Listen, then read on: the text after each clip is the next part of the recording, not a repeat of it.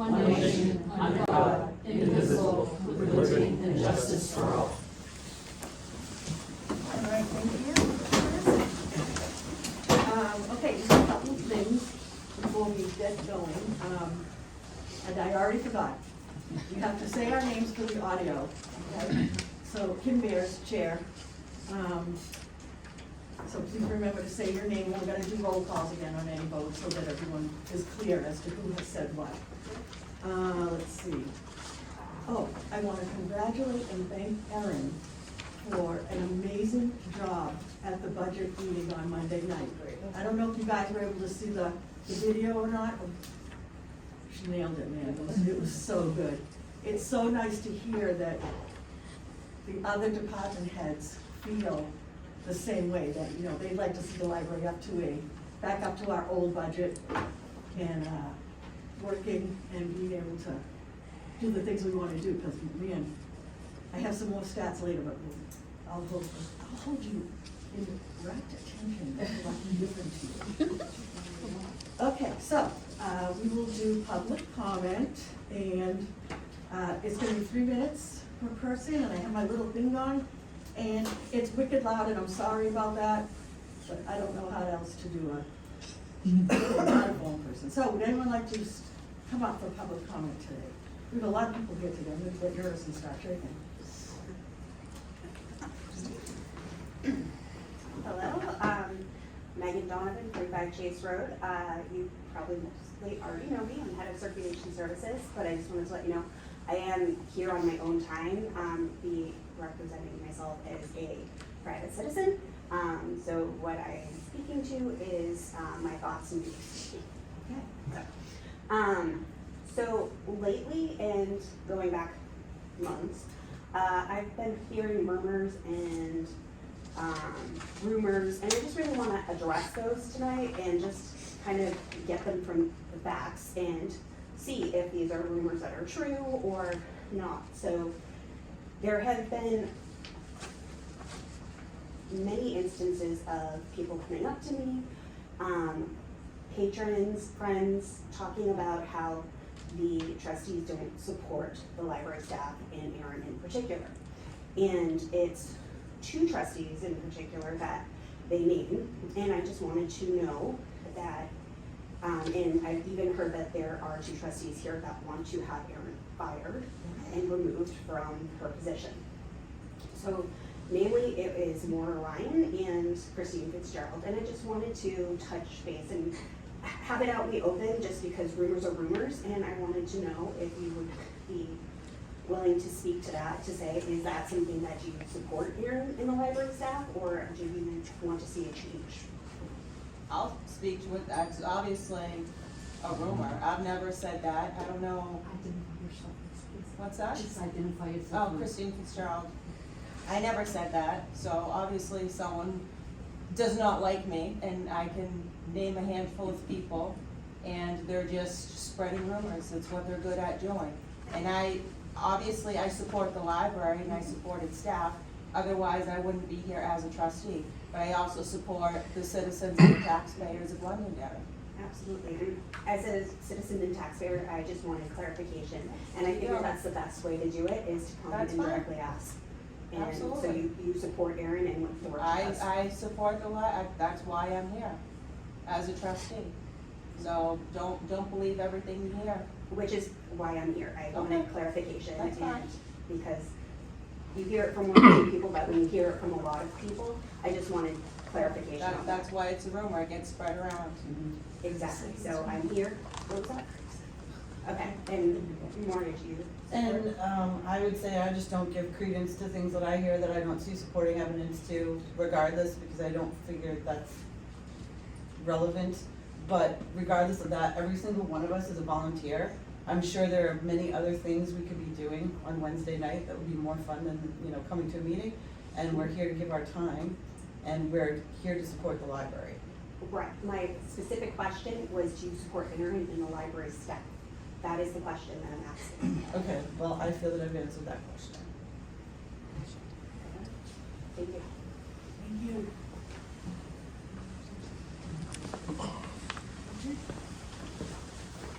Richard Blonsky, 89 Hall Road. I'll get through as many of these as I can because I got a laundry list, as you probably know. At the last meeting, you went into a non-public under 91A. It was listed incorrectly on the sheet, and then you fixed it. And the one you went into was the hiring of any person as a public employee. So I went back and looked, who are we hiring? What are we hiring for?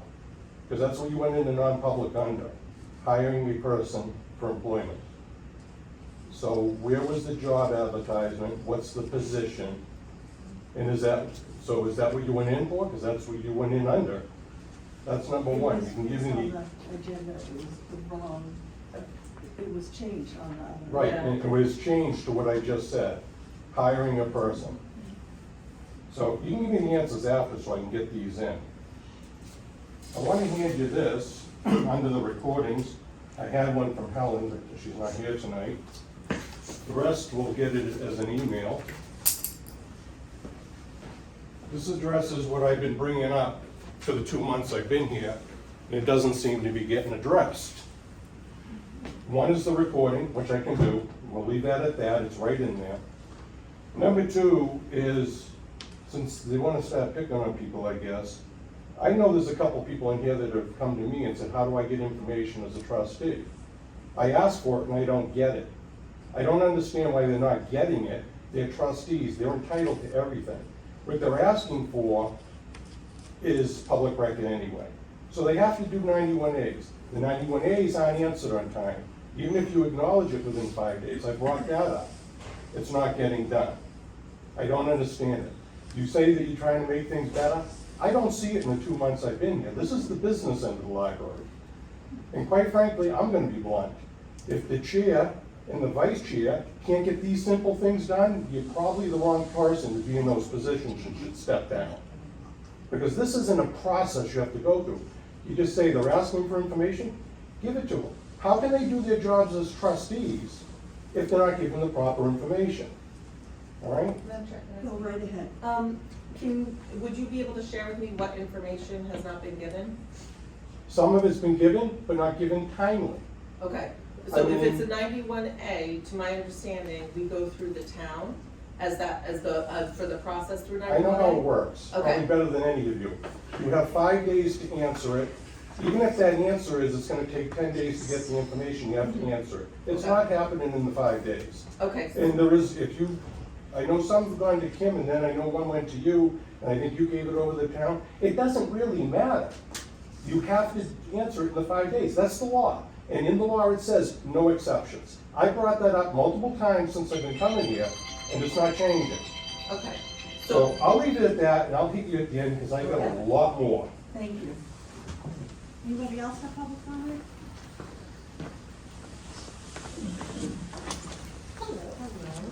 Morocco. I wanted to second what Kim had said about the budget meeting.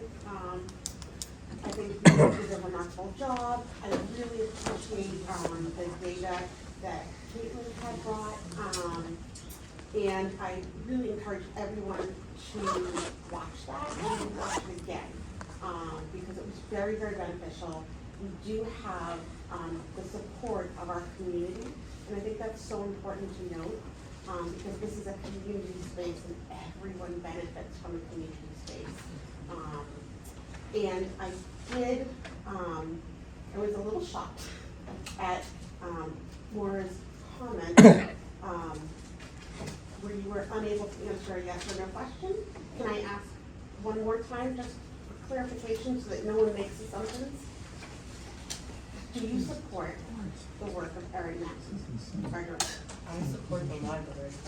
Do you support the work that Erin Matlin, our director, is doing? Is this what you wanna go through for public Yes. comment? Okay. So yes or no? It's important because we voted for people to be up here. Your job is to represent the needs of our library. And if we cannot answer a truthful yes or no question about where our support lies, that is very concerning, because it's almost like you're working against a position you were elected to fill if you cannot say, yes, I support this person, or no, I cannot. You can see my point, right? I already stated that I support the library. I'm asking No one you here to gets support paid to be Erin here, Matlin as and a we all director. do offer to volunteer and do extra things. Okay, so we can assume then that that was a no?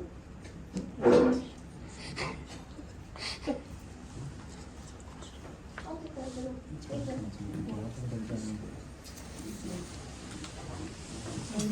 I have a comment.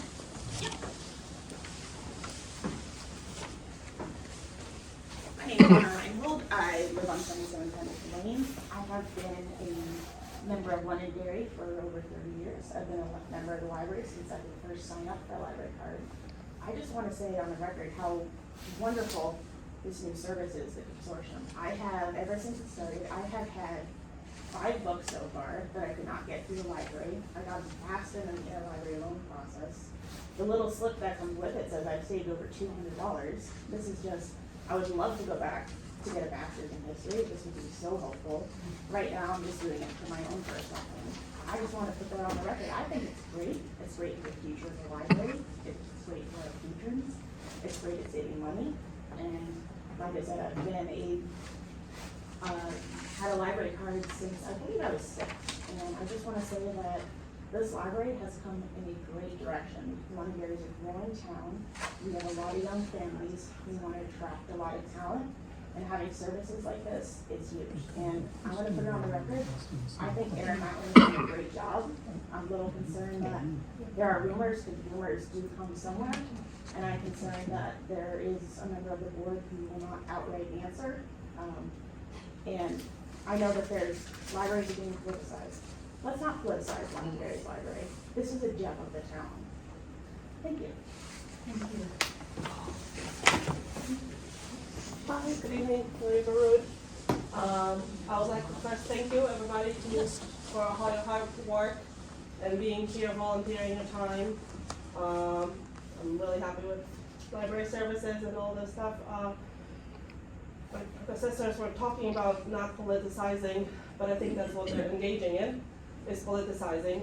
What I think is this board and the trustees, their job is to support our library, but it's also to care about the taxpayers who found the library. So I'm really happy that all the trustees engage in detailed research and information, making sure that our taxpayers' money is well spent.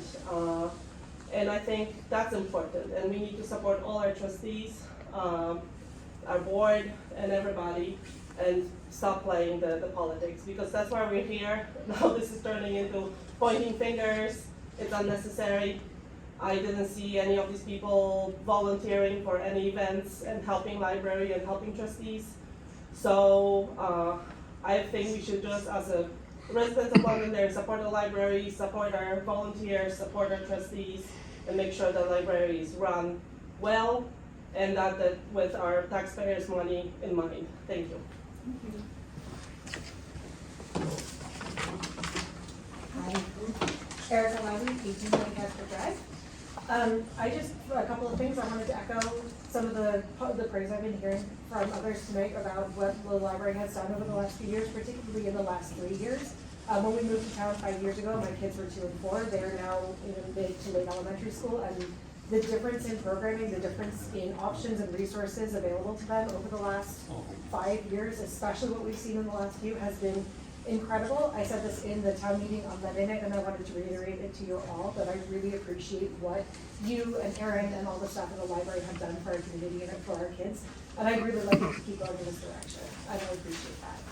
The other thing I wanted to address with the rumors and all that that's been flying around is that, you know, I think the reason that people come and speak at things like this and people volunteer to be trustees and stuff is because we all care so much about this public resource. And it's something that's important to all of us, and we all recognize how much it matters. And it's frightening to consider when we're in a broader political environment, not just in Londonderry, but in a country and in the world where nobody is feeling secure and comfortable right now. Everybody is worried, regardless of where they are on the political spectrum. Everybody is worried that they're going to lose something, that somebody's going to get hurt, that something that is treasured and important to them is going to go away. We are all anxious about it right now, that's just a fact.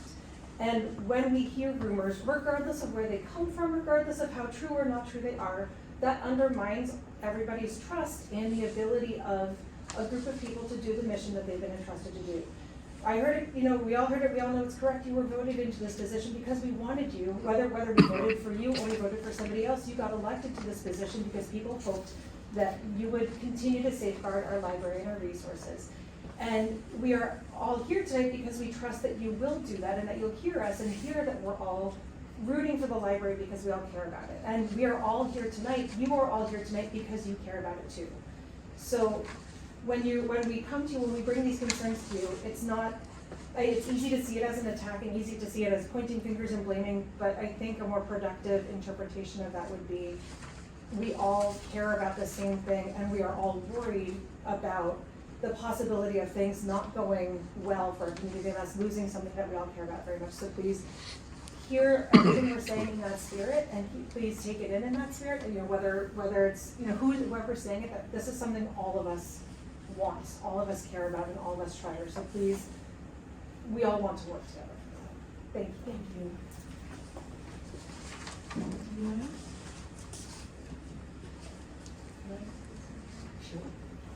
I just want to address the comments that were said. I have also heard this rumor, so obviously it's concerning. My staff and other public members being here, I did not know they were coming. I did not know they were speaking to this, so I want to make sure that that's clear. This was not on me trying to get an army in here, and I did not know they were coming. I did not know they were speaking. I have heard these rumors, and I would like to say to the board, if there is something that I am not doing correctly or I have not done correctly, please let me know. I want to improve. I want to do better. But when it comes to the budget, I want to make it clear. I bring my recommendations to the board, and the board votes and decides on that budget. If they want to decide to cut, and they have lines that I've suggested, they can do that, and I'm okay with that because that's their decision. So I just bring my recommendations as a person who has been hired to do the job as a director, as someone who is to manage the budget that's been voted on by the community and the trustees, whatever that looks like. And I bring my recommendations to the board because I am in the library every day, seeing those needs and those things happen every day. And so the trustees are not here every day, and that's totally understandable. But I have a perspective to share with them that I feel could help them understand how the library budget works. So please understand that I am just doing my job. And I appreciate the support from the community, but I did not influence them in any way. I am concerned if that's a rumor going around, if that's true, obviously. Can I ask where you heard the rumor from? And of course, no one will want to say because that's exactly what it is. It was a community member. They came to me in confidence. So it was a community member that came to me in confidence. And I'm not gonna break that confidence. But I don't know if it's true, because I hope it's not, because I feel that I support the library. It's, like I said, it's obviously not true. If I did not support the library, I would not be here. I appreciate that. So, again, don't believe everything you hear and don't assume things. And I know it's just a handful of people starting their little rumors, and they don't like me, they don't like Maura for whatever reasons. I don't Well, care apparently they don't whether like do you or either. don't. So, we might be in the same boat. I'm just saying, if there's something that I'm not doing correctly, I would really appreciate the trustees coming to me and so that I can work on that and fix that. To my knowledge, and every year that I've had, my review has been stellar. And yes, there are always things that I'm gonna have to work on. I know that. That's something that I hope is brought to me so that I can work on it. I'm not perfect. I make mistakes. But this is it's a constantly moving system we have here, and we're going to do that. But I would appreciate me having the opportunity to make those improvements if that's the case. Thank you. Thank you, Jan. Jan McLaughlin. My concern is the tenor of the questions, and I think it's great to ask the questions, and I'm sorry that there's rumors out there, and I'm sorry that folks are being put on the spot to answer questions, but in reality, our relationship to Erin, as well as to the library, is like an employer-employee relationship. And those relationships aren't something that that any manager or employer should be answering about any employee that they manage. It's just not appropriate. They should be addressing them directly with the employee in question. So I think for my colleagues to say that they support the library is an appropriate thing for the library trustee to say, because we support the library, and part of supporting the library is supporting our relationship to the people who work here and what goes on here in the library. So I just want to say, you know, I don't like rumors and things either, but you know, the folks that come here, we come here and come to meetings, and we try and listen and accept the information, and but we still do try and move things forward, like trying to fix the bylaws, or trying to address shortcomings in our evaluation procedure, because that is an appropriate thing to do, because that's how we make things better in the future. And maybe how things weren't great in the past was because the things weren't as stringent before. So it's not pointed at any particular thing, it's a matter of moving forward and trying to be, you know, appropriate for this year and time. So please understand that we are in a relationship with Erin and Donna and everybody else, but it's an employer-employee kind of relationship because of where we stand. And we really shouldn't be talking about, you know, oh, you know, we don't like this or we don't like that. That's not an appropriate discussion to be having. It should be a employer-employee relationship if there was concerns like that. So I would hope that people would come to you if they have a problem, and you know, they would come to you, because that's, again, that's the way we have our things structured, is that Erin deals with her employees and we deal with Erin, and she is the intermediate between that. So that's just what I say. Thanks. Liz? Liz Thomas, I want to point out that, you know, I think that rumors start, and they're not always true, that, you know, because of conversation. I think as a trustee, we should not be out in the general public making comments about our employees or you know, the staff of this library. You know, if we have a concern, it should be addressed within the trustees, and it should be, you know, it followed up. But unfortunately, when people start talking about to other people, the story never gets the same between A and D, you know, and it changes totally. And so it's hard to believe everything or anything that you hear, because the further it's gone down the line, the more the intent and the reason for the conversation to begin with has changed and altered. So I think we have a responsibility to be discretionary, as any boss would be with their employees. You know, if they have a problem, they go to human resources, and so they certainly don't go to the general public and talk. And so, you know, and I might be one of the persons that may have at some time made a comment like that, but it's my responsibility and everyone else's responsibility to, once you've accepted this position as a trustee, to have discretion and to discuss a problem within the group.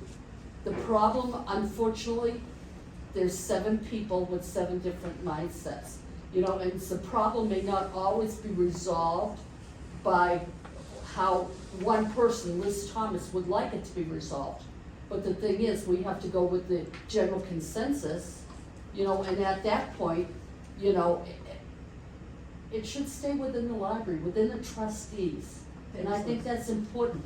We need to be able to, we are trustees, we need to be able to trust each other. And if we say something to another trustee about business, and then it gets, you know, distorted and spread around and stuff, you know, that's not good. So we need to be discretionary in what we say, who we're speaking to, and accept that this is a responsibility of ours, to not just go out in the general public and talk, you know? Okay. Our job is to listen to the general public's concerns and address them, not to bring out, you know, issues that don't belong out there that we haven't resolved on our own. Are you saying that someone has been speaking to the public about this, Liz? Is that what I understand you're saying? I would say, okay, you're questioning me if I'm saying that, no, you shouldn't speak to the general public about anything. Well, no, right? I guess the way it came across is you were saying that someone definitely did. And if it's a rumor, I really don't talk to anyone. I don't have time Yeah. to And I go out don't and do know, stuff. and honest to God, I don't know. I'm just saying if a lot of people have been told something, they said they've heard something. Well, that's how, like You you know. said, that's how rumors start. Yeah. And To again, badmouth it someone. is probably you know, a rumor, but we need to be, I guess, because rumors are appearing in this environment, we need to be conscious of who is, you know, of what we're saying out in public. That's all I'm saying. Moira? What is the paper that was passed out to you? Is that something Moroccan? Yeah. What is that? Anything from Richard? Okay. he's been working. Oh, No, I'm gonna email it to you all. Oh, I only had time to I print really two. appreciate everybody's thoughts and comments on this, but we are gonna move on at this point, okay? So, we have the secretary's report, Liz. We're gonna be voting on the past minutes, which, don't they look great up there? Yes. And everything's beautiful, and the agenda and everything else? Yes, we are doing things. Not legally. You know, we are now using the service that the other rest of the, you know, other people, other town are using it. And she's very responsive, and she's very, you know, she's very conscious of the 5-day Yes. limit, and she's been meeting her deadlines. So I'm very happy with her service. Okay, good. We all got these minutes ahead of time, so we should be able to blow through these pretty quick. We should start with the approval of the minutes from September 4th. Would anyone like to make a motion to accept them, or does anyone have any questions about them? Donna? And I believe you had volunteered to remove those particular minutes. Right, and it was to review the audio. The problem is that finding the audio, online, is not possible.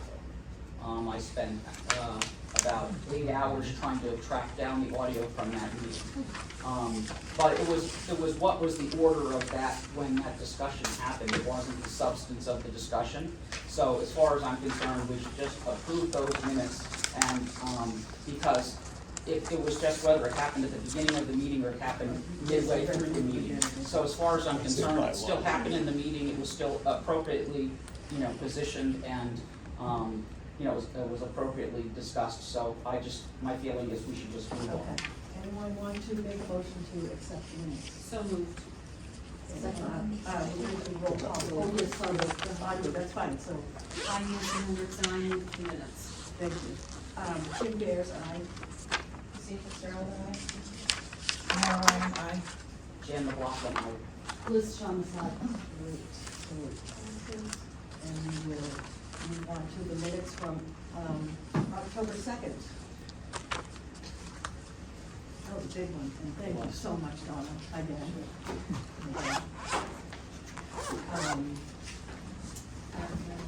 Madam Chair, I make a motion that we accept the minutes from the meeting of October the 7th. second. Okay, I, Nancy Hendricks. I, Kim Bears. I can see if it's Cheryl. I'm Laura Rain. Hi, Jan McLaughlin. Hi, Liz Thomas. And the last one were the minutes from the last meeting, November 6th. Does anybody have any questions or I have comments? some corrections. Okay, So on line 39, Christine Fitzgerald, line 39, that was for the approval for the October 23rd meeting minutes. I abstained because I wasn't at that meeting, and it says that I agreed, oh, so that's not correct. And then, I would also like, to include the whole discussion of, the $3,500 when I questioned where that information came from. None of that is in here. I'd like that to be, recorded, please. Where is that? It's around, I guess, line 95 to 99. Oh, yeah, we talked about that.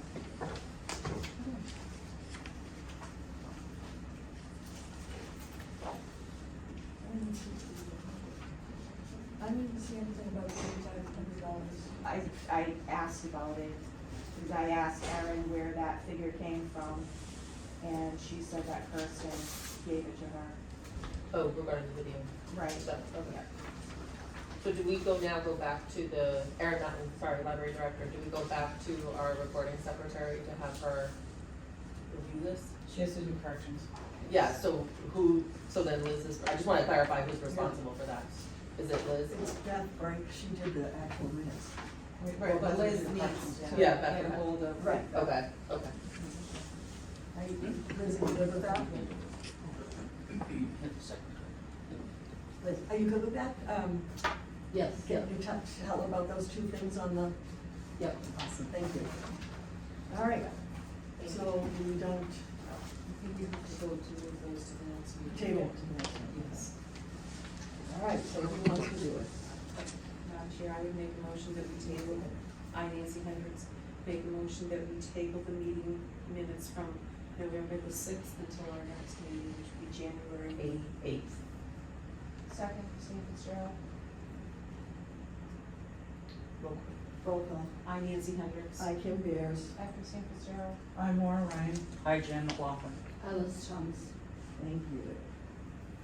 Okay, normally we would move on to the director's report next, but we have a guest here to speak to us. Drew, would you wanna come up and talk to us? Drew Karen is the legal director, and he's here to talk to us about the possibilities of having our meetings videotaped in this room. Thanks, Drew.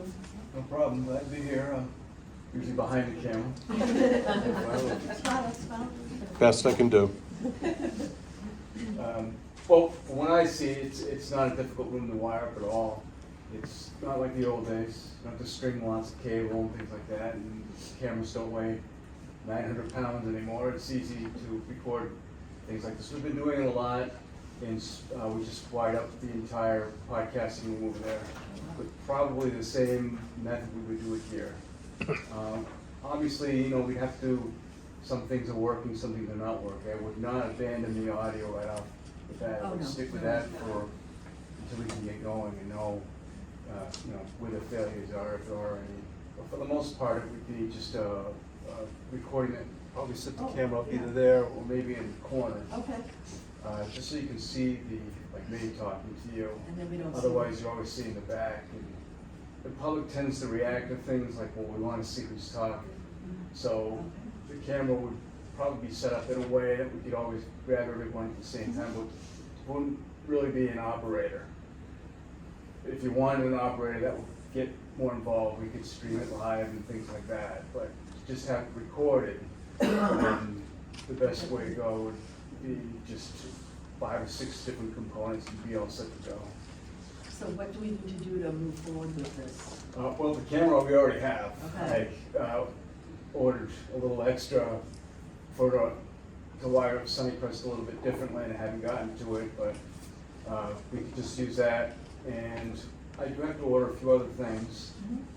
Like I said, the audio would be a little bit different. What we probably have to do is record with what's called a shotgun mic, and I would probably mix it with what we are recording right off the table. Okay. So I could get some sync. But in the future, what I could do is, I was looking for a smaller, what they're called boundary mics, and if anyone's been in Sunnycrest, they kind of operate like that, and they look like little hockey pucks that you move around, and that way you don't have to worry about wires being strung on the ground or anything like that. And what it does is just transmits back to a base, which records right into a small device about the size of this pad of paper. Wow. So it's called a little video assist, and they record up to 170 minutes per card. So We don't want meetings that I, long anyway. I sure hope so, although the planning board sure is close. Yeah, we don't wanna do that. So the card is in the device, and then we would have to bring that card to you? Or I could come get it, Okay, whatever. I just wanted to be clear, okay, Yeah. and that card can be used over and over again? Yep. Okay. There's no loss in it at all, and there's no break. Anytime, like, if you do go 170 minutes or so, and it goes right into the next car, like, you Okay. wouldn't even notice that it happened. Okay, The only thing would be working out the logistics, like, you bring it over, do I come get it? yeah, And we can massage that in the future as well, Yeah, and go absolutely. with something maybe that works a little bit better. yeah, that. Yes, does anybody have any questions for Drew? Jan McLaughlin. So I'm assuming if the camera was like in that corner, for like you were saying, then we should just move that over more so people could see the public Sure. folks. And maybe angle that so they could see the folks on that table or Yeah, something. Aaron Matlin, library director. I met with Drew in the room, and I did say that wherever he sets the camera, we can set up the room accordingly, Mhm. so that we would obviously have the camera be the main, show. So we can adjust our So that we setting. can have the public, see what they wanna see. Yep. In addition to hearing it. Right. Great. So, in the old days, we used to call this plug and play. So is it just a matter of turning this on, really? Right, well, it really, the expression turnkey comes from exactly that, it's Okay. turnkey and everything's to come Right, on. okay. And And it glorious just starts magically. interlaced video, but Okay. nowadays, it's just a little device, whoever's responsible for Yeah. turning on, it's just a on switch that would come on, and we could even leave the audio board on, it's not like it's drawing a lot of energy. So how do we know if it's malfunctioning?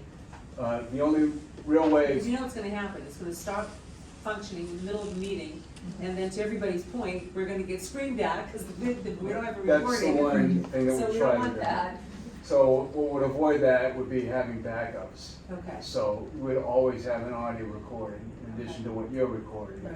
and then the video itself. Okay. And over in Moose Hill, things a little more complicated. That's being streamed out to three different areas, and we record right in the room. And still, sometimes we have failures. It depends on who's on. If a lot, well, it's not gonna be like that in here, but if enough people are watching, it'll cause the stream to shutter. So will But- we know if it's malfunctioning? You could, but it'll have a flashing red light. Flashing, there we go. But that's just usually that, all that warning usually means is it's drop, what's called drop frames, Yeah. and with staccato a little bit, Yeah. and that's just, we've worked all those kinks out, so we know what works with those, with types of cards, and that usually, I haven't seen one in a long time, probably 5 months, and that's when we were first using. The devices weren't really set up to do these types of things, but so many government entities and so many churches were getting on their case about you have to accommodate for professional audio, Right. and they're starting to do that now. Good, okay. And we will have the audio backup too, so. Absolutely, so the audio will be wireless, like I said, so. Jan? So, Jan McLaughlin, what is the time frame from the time that if we were to approve, to have this begin, how long would it take to actually, our next meeting would be January 8th, is that possible if we were to approve something tonight? Or if January 8th we approve something, what is the timeline as far as getting things wired up? I would say, I was just thinking about that, January 8th, we're probably cutting it a little close. Right, so 'cause try of the to get holidays, there. yes. Only because of the holidays, but February definitely plausible. Great. I don't see a problem with that at all. Madam Chair, just one last Oh, question. sure. So what is the cost involved? Well, the total cost of the items, if you're just talking about, what I was just talking about what to do, will be about $1,500 to $2,000. If we add the audio later on, that alone would be about $1,500 added on. But the cable department, we have a pretty generous contract with Comcast, and we have an equipment fund that would barely put a dent in it, but it's meant for something like this, so we could, just add, So great. right, so I don't see it It's not, video equipment doesn't cost nearly what it used to, and it's way better than it used to be, so. So the idea is, you get something set up that's somewhat with the times, and, it doesn't cost the earth to wire it up. I mean, you look right above you, you had a huge, the projector that's above you. Yeah, they used to We be huge. installed that last year, and that's less than, that's like half the size of what it was. Yeah. Oh, this. Yes. I know. All right, that sounds great. Liz? Liz Thomas, so basically you're saying at this point in time, doing that initial setup would not hit the library budget financially at this time? That the cable station would be able to cover the? We'd be able to cover that. Okay, because it's not in our budget right now, and it's something that in the future, for any upgrades, we would want to get into our budget if we need to. Okay, thank you. Anybody else? Jan? I'm just at the point where I'd like to make a motion Oh, sure. that we, give approval to the, cable, folks to, and to Aaron to work out the details for the library, to, decide what's safe or what makes sense for this meeting room, so that, to protect the privacy of children when they're here, but to allow us to have, things broadcast, or recorded, so that, the public can be informed as to what's going on during the meetings, so. Second. Thanks, Christine. Roll call? I, Nancy Hendricks. Kim Mears. Hi, Kristen Fitzgerald. I'm Laura Ryan. Hi, Jan McLaughlin. Hi, Liz Thomas. Thank you, Drew, for so taking your much. time to Thank you. come. Very nice of you to come. I'm not free to All right, so we are going to move on to the director's report. Erin. Yes, just a couple of announcements. Thank you to DPW for kind of handling some things this past month. There were some light bulbs replaced. We had we noticed a tree leaning into our parking lot. It was a smallish tree, but nonetheless, with snow and ice, it would probably come down. So they were able to take that one down and then also trim some others in our back parking lot. They also helped address a roof leak that we had in our tech services department. This was partially covered under the warranty when we got the new roof. They did fix, the master roofers, which was the vendor, did fix that, and we're thankful for that. They also did another toilet handle, the exciting world of toilet handles. We also had our HVAC company, A&E Systems, do our preventive maintenance for the fall, so we should be all set going into the winter season with our HVAC. And then our regular elevator check. Skipping ahead, just to our meetings and trainings on the last page. Wanted to mention that I attended the Friends meeting. I also attended, I believe it was 3 budget workshops related at the town council meetings. Donna and I met with Justin and Sarah in finance to go over the library budget. We hosted a Gmail meeting here in this room. So that was exciting. Another staffing update, I just want to congratulate Kylie. She will be with us 3 years as of tomorrow, so thank you to Kylie. I also just wanted to follow up real quick.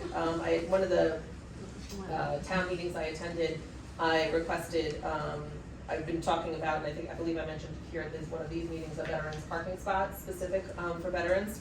The sign did come in, and DPW is going to be working on installing that, so that they have a dedicated parking space. And it'll be right, the parking lot across the street, I guess, of the library, so, that'll be in soon. They're probably busy getting ready for the storm, so I did not much about it anymore. And I did something new I added to the director's report, is just a list of documents that are being included in the packets, just in case people say, did we get that, or, was that in a packet, or did I miss something? It's all listed right there, just to help with that. And so, and that's all in the director's report. Did anybody have any questions? I know you're telling us when people have anniversaries, when do they get their increases, their raises and their evaluations? On the 12/5 date, so hers would be the 12/5 date. Okay, So at what point do we get, you know, when do we hear about people getting their increases in their promotions and stuff like that? So my department heads, in her case, she has a department head, that department head does the evaluation and decides on the merit. And then I sign that form and we submit it to payroll. So But we should be told that too, correct? I can certainly, because it's happening the day before, or the day after our meeting rather, I can certainly bring those to the next meeting if that's what the board would like to have. In the past, that hasn't been a tradition, so I'm happy to adjust that if the board would like to know when staff gets their merits and what those merits are. I'm Yeah. happy to include that. Yeah, definitely. Excellent. I think that's in our bylaws too, isn't it? Yep. So it's something that we should have been getting all along.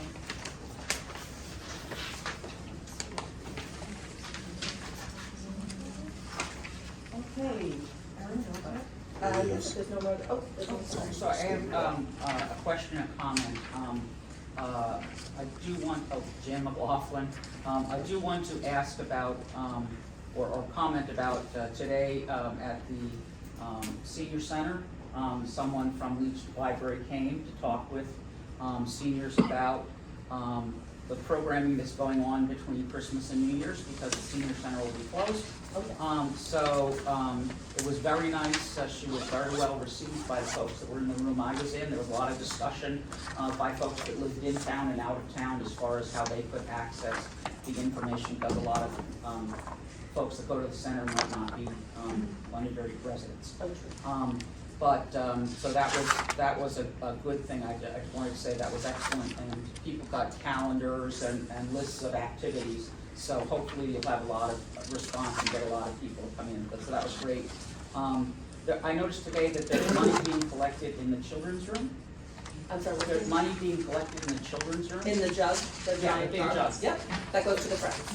So that's the Friends, because it just says, you know, it will support our library, but it was unclear as to what it was supporting and how. Yeah, that goes to the friends, Okay. and essentially they can use it as they see fit, but a lot of times they've been using their money to sponsor programs for the library. Okay, so if it could be signed a little better, just so that people Sure. knew. I can that would just be great. assign it, absolutely. And the last thing is, the elevator, I know we had our elevator check, but the elevator pads have quite a few stains and things on them. I don't know if they have been ever cleaned or not, but sometimes they are up for a long time. And people do use the, you know, and I mean, not a lot of people use them, but just it's kind of. Are you talking about the padding around the inside of the elevator? Yes, the padding that's put up when you're moving things. Yeah, to protect so the that's elevator. been up since I was hired, and to my knowledge, the previous director wanted it to stay up. I have toyed with the idea of taking it down, because I feel like it's unnecessary, not really moving a lot of furniture. From my standpoint, I would just assume it really should only go up when the Right. elevator's being used to move Right. equipment or something that will bang into it. Yeah. I mean, people that are going back and forth, and that's probably why it started, from people just going, you know. So I'm leaning happy to against it or take them whatever. down, I'm happy to take them down. And, you know, maybe clean them somehow. I don't know how they get cleaned, sent to the dry cleaners or something, but, That might cost a bit. yeah, well, but But I maybe can- we could find out about it Yeah, at least. yeah. So that when they're used the next time, that it will, you know, be fresh and, looking well. They may just be able to go in a washing machine, I don't know. But thank you very much, I appreciate the answers to those questions. Any other questions on the report? All right. Dawn is up. Text services, in November, we added 416 materials to the collection, and we're working our way back up number-wise. December probably will be a little bit lower than that, just because of the holidays and the staff taking time off. So that's just my prediction, but we are, after going June months, we are kind of working our way back up to where we were. We did start test ordering, and we, obviously during that, we focused on things patrons have asked for since we paused ordering, before migrating. So that has begun. We're not quite back to like the normal swing of things yet, mainly because of setting up things on the back end still, and training for the training. I did want to give kudos, I mean, I wanna give kudos to all staff, but to tech services in particular, the staff that works in there, they have been expected to learn things extremely quickly, and adjust to basically a whole new way of doing things, new workflow entirely. I mean, I know I'm a little biased where I'm the one that oversees tech services, but I do, believe that tech services as an area that was affected most by the change in the new system. So it's taken a lot of effort in figuring out new ways to do things. So I give them tons of kudos. Something I wanted to add to my report, so when department heads have, we try to meet monthly, but in reality, it's really been more like quarterly.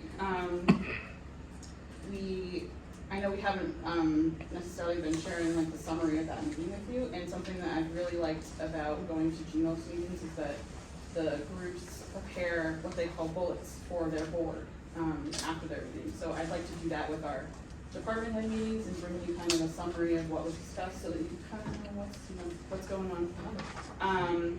So we discussed at the November 20th meeting when we last met, we discussed a lot of workflow changes relating to GMOS and the new ILS.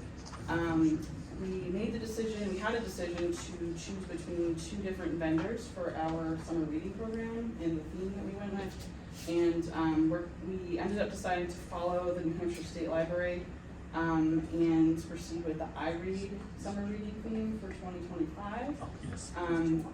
The biggest reason why is because it has no cost to the library for us to participate under that theme. And the theme for next year is level up at your library, which kind of focuses on learning through play. And I did include a link on my report if anyone is interested in looking further at what that theme looks like, what the art looks like, all that kind of stuff. We also discussed redistributing some responsibilities and potentially making future changes to the library's board chart. So moving some employees to report to different managers, basically. So that was that, and we also learned from GMOS that Polaris has released, Polaris is our new ILS, they released their 7.7 upgrade. The GMOS board voted to upgrade to that release as soon as possible because it has a lot of beneficial updates, particularly for tech services, that we would absolutely love to see. And so the board voted yes. The GMOS staff has scheduled that upgrade to happen on January 30th. What that will mean for us is that we will be offline that day, so it will be very similar to like one day of our migration where we're not able to really do anything except check out, but we will have that available to us. And then as soon as the upgrade's over, we'll go back to normal. So just so that you're aware that there'll be basically limited services for that one day because of the upgrade. And then as you can see from the meetings and trainings list, I've been really involved with trying to get as much figured out behind the scenes.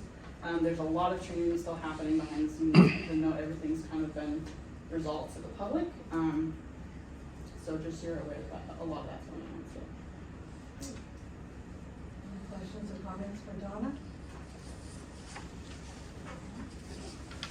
Thank you. So also included in your packet, Aaron Matlin, Library Director.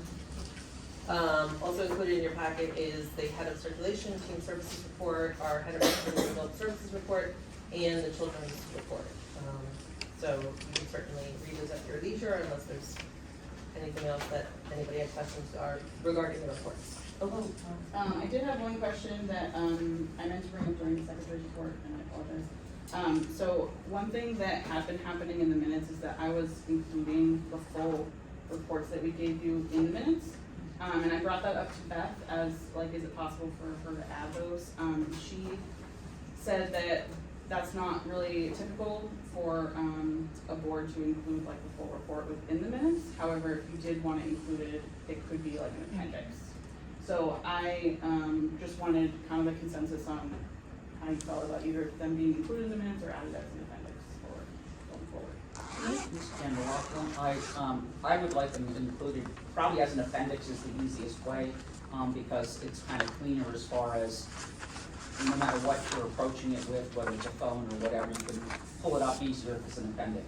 And if they were each individual item, so you didn't have to get like 65 pages all at once, you could just choose to read the director's report or just your report. I would like to see that as done as an appendix. Are you okay with me communicating that with Beth or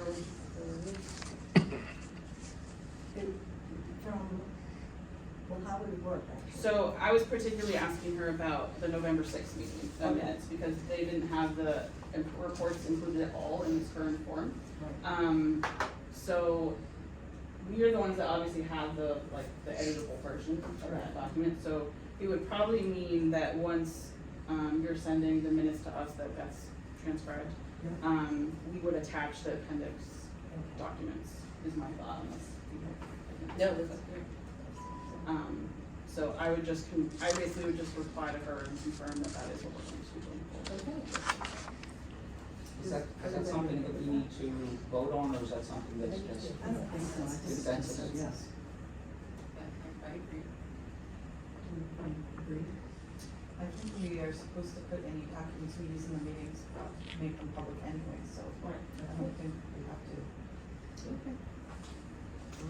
Right, and this particular item wasn't on the agenda, so we need to vote on it. Correct. I'm sorry, can I interrupt? All of this conversation is not gonna get picked up in the minutes because no one's identifying and people are speaking softly, and I think that's gonna have trouble transcribing this, okay? And so I just wanted to call that your attention to that, so that, Thank you, Liz. okay. All right. We'll move on to old business. Okay, Aaron Mountain Library Director. So the first item is budget, FY '26. Just as I had mentioned, I attended, the November 12th, 18th, and December 2nd meeting. And then there's one more meeting, before deliberative on December 16th. I did put an updated, my crossed out marker rather, budget calendar in your packet, so you have that there. I did email everybody though. So can I just interrupt for 1 second? So, I was at the budget meeting on Monday night. I would have told you that at the beginning. I will not be in town for the 16th. Okay. I was gonna be on the 9th, but they canceled the 9th. They did. So now, I will not be in town for the 16th, and I was hoping that someone here would volunteer to be at that meeting to offer support. Awesome. Thank you, Nancy. I appreciate that. Kim Beers. Okay, Aaron Mellon, Library Director. So, moving on, so, one more meeting at the 12/16, for deliberative. I did email everybody, on the board that I went to those meetings with a link to the meetings and the time of where I spoke. So if you wanted to look back on what I said, you can. So at the Monday meeting, which was the December 2nd meeting, there was, a request from the budget committee to all departments. Our request, obviously I had to bring back to the trustees, because you guys have to vote on it. There was I believe 2 requests from them regarding our budget. One was to cut the children's librarian position, and have it not go to warrant. And the other one was to do an additional cut of $20,000 to our operating. Obviously it's up to the board what they would like to do and how they would like to see that. There was some recommendation, Joseph, I think I'm saying his last name right, Gagnon on the budget committee did offer some recommended areas of where to cut or to see those cuts. So I can certainly share them with the board. And then we also, Donna and I sat down and kind of put together some options to share with the board. In the end, the board can do what they want. So his recommended cuts was, I'll just go down the lines, from general expenses, he wants a suggestion of cut 1,000, bringing that line to $9,000. Office supplies, cut 2,000, bringing that to 10. Books and periodicals, cut 10, bringing it to 90. Furniture, cut 1,500, bringing that to 1,000. Management services, cut 2,841, bringing it to 19. printing cut 1,500, bringing that to 3,500, and travel cut 1,000, bringing that to 0. Which, when I totaled it up, it came to $19,481, so pretty close to 20. I was asked at that meeting why the travel, what the net needed for the travel was, and I did respond saying that we used it obviously to go to trainings and meetings and committees that we're on, but that the board also, and I believe Nancy, you brought this up, wanted to explore a possible home delivery option or outreach option. So we did try to include that in that amount. Certainly, we can explore other options if that's a cut where the board would like to see. There's mail delivery, but all of this comes at a cost, or we just put it on, table it for now and explore it another time. If you'd like, I can go into I have 5 options for the board, or you can come up with your own. I'm sorry? I do not have a copy of this, no. But so I'll just read my options. Option 1 was obviously to cut nothing, keep the warrant article, and go back to the budget committee and say, no, thank you. That's always an option. Option 2, cut nothing and remove the warrant article for the children's librarian position. Option 3, cut $20,000 and keep the warrant article, obviously. And then option 4, cut $20,000 and ask that for a part-time children's librarian position be added into the budget. So it would be no warrant, it would just be added in the budget with the still cut of $20,000. And then option 5 was to cut $12,191, which would bring us to default, and keep the warrant article for the children's part-time and do kind of a reach of ask to the budget committee and ask them to recommend that warrant article.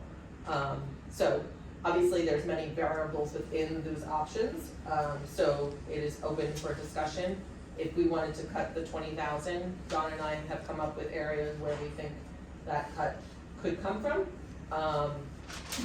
But then you're talking about, it could be affecting services. So before I go on, did you want to add anything?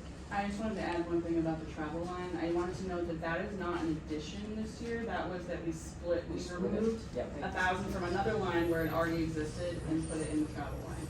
So it was not that we were asking for any additional money, it just removed the money that was already there. So it was clearer, Yes. Chairman Clark. Yeah. Yes. But that was the discussion we had about that line, Correct. was making it so it was clearer what the money was gonna be spent on. Yep. Yeah. So, I saw that same thing and said, well, gee, that's not really the problem. So I guess, I'm gonna ask the board what they would like to do, because I do have to go back to the December, 16th meeting and give them an answer. So I would like the board to guide me. Kim Bears, my feeling is we, had 30,000 last year when no other department did, and asked us to cut again. I just think that we already gave them a bare bones budget. And again, nothing in there was a want, everything in there was a need. So,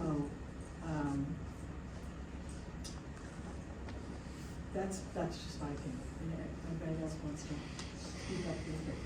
I guess we have 2 options. We need to decide on the warrant article, and then we need to decide on the cut.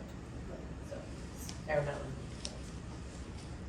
Oh, sorry, Nancy. So Nancy Hendricks, was this a recommendation, was it unanimous by the budget committee? I believe so. This Joseph Gagnon was the one who read it to me, Yeah. but I believe it was a decision that was coming. So it was a unanimous vote? I believe so, yes.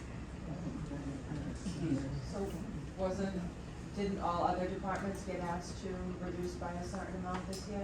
They did, and I'm not sure exactly, there was a lot of discussion going on. I think the police, Aaron Allen, sorry, I think the police and fire might have been asked to cut their overtime, but I know there was also discussions regarding that, so I don't know exactly what their requests were. I guess I was just wondering, because we were not being singled out No, other departments were asked to cut this year, yes. Last year, we were the only department to cut. But this year, and how those, you know, in our case, I go back to the trustees and you guys decide how those cuts look like.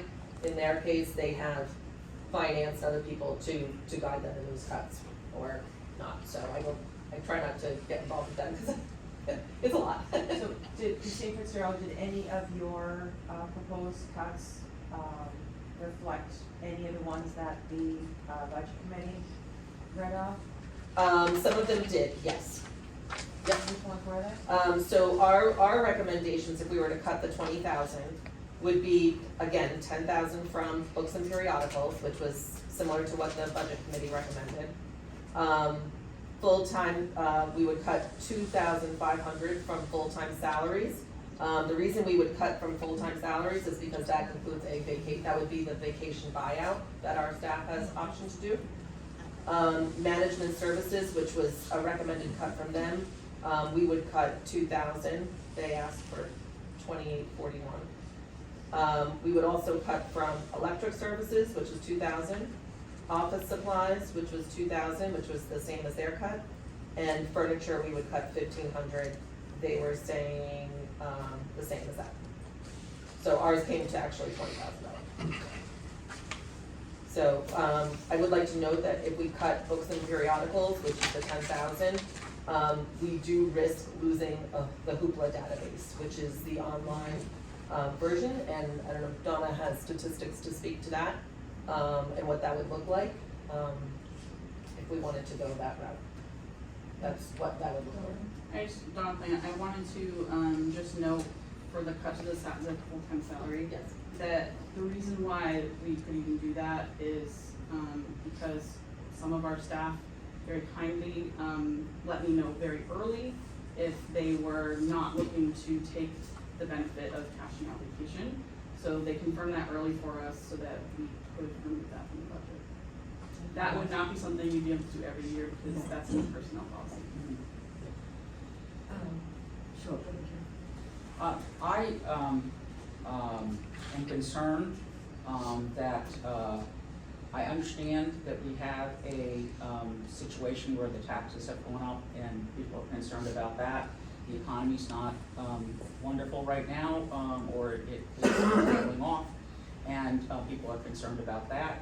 But I am concerned about us, you know, scraping the budget down to a low level again, and then being asked to then remove the $20,000 and not have the library position for the children's librarian.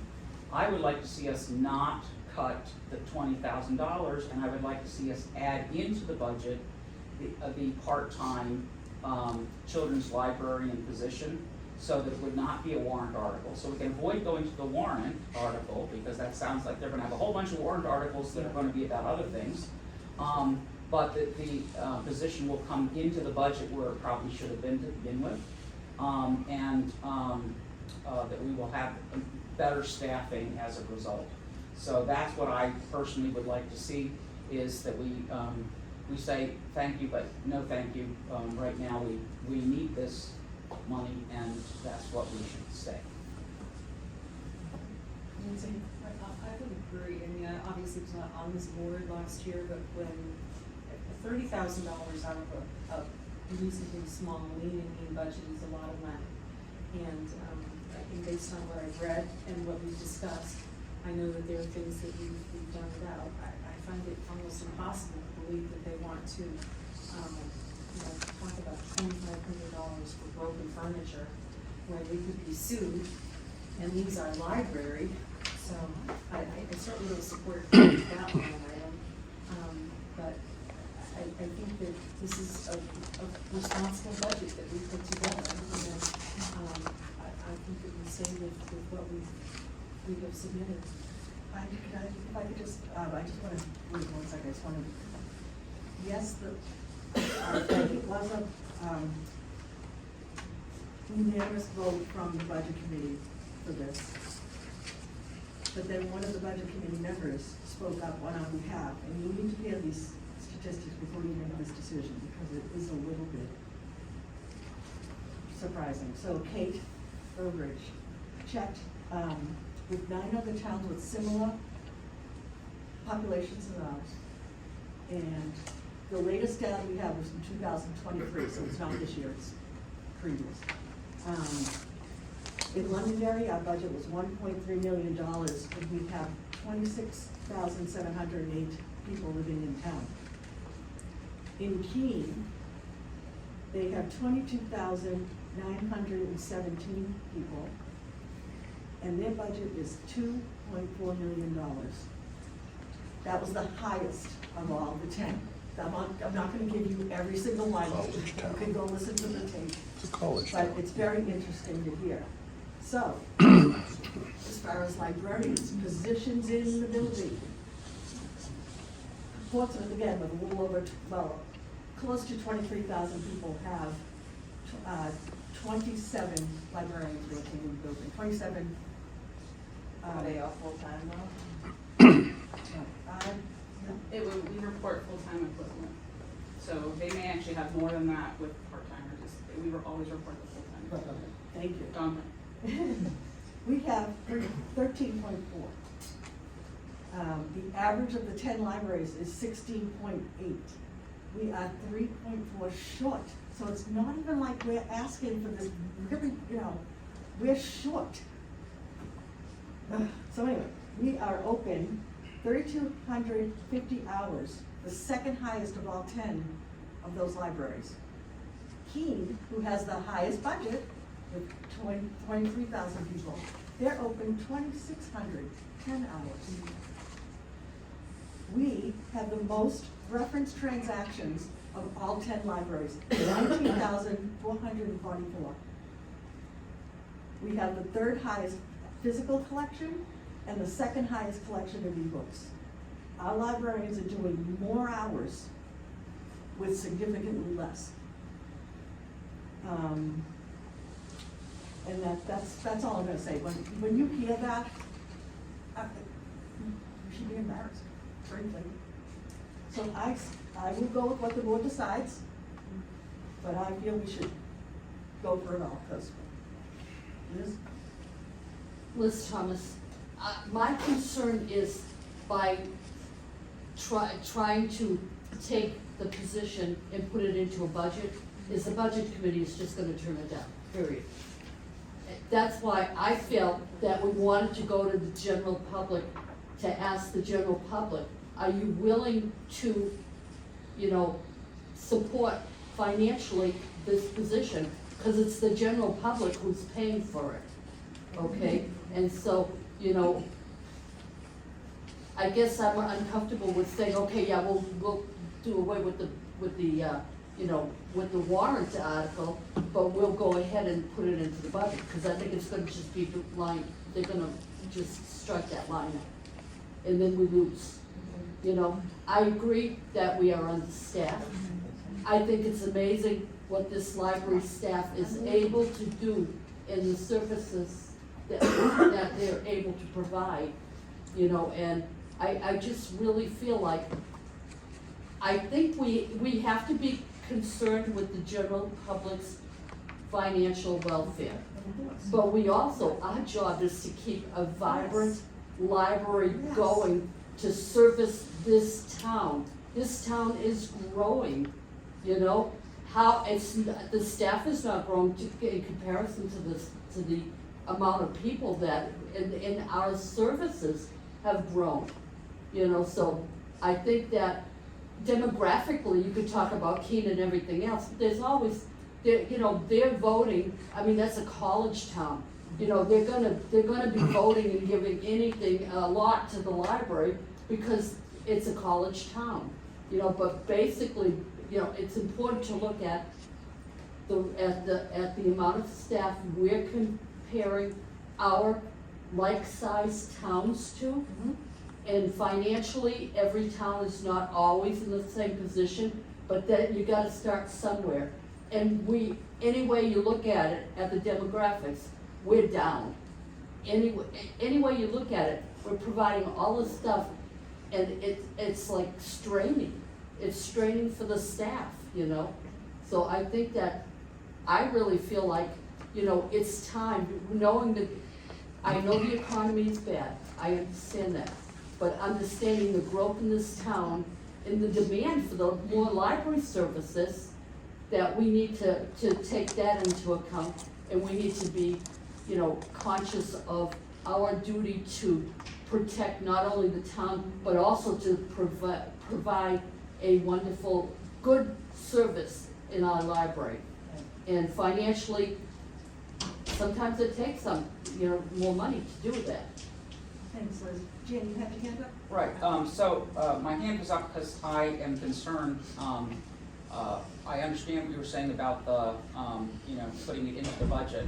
I think at one point we even discussed, the object of, possibly asking for them to fund the position as of January then, out of their encumbered funds, you know, the place where all the funds go at the end that people seem to be able to tap into, but we don't ever seem to be able to do that.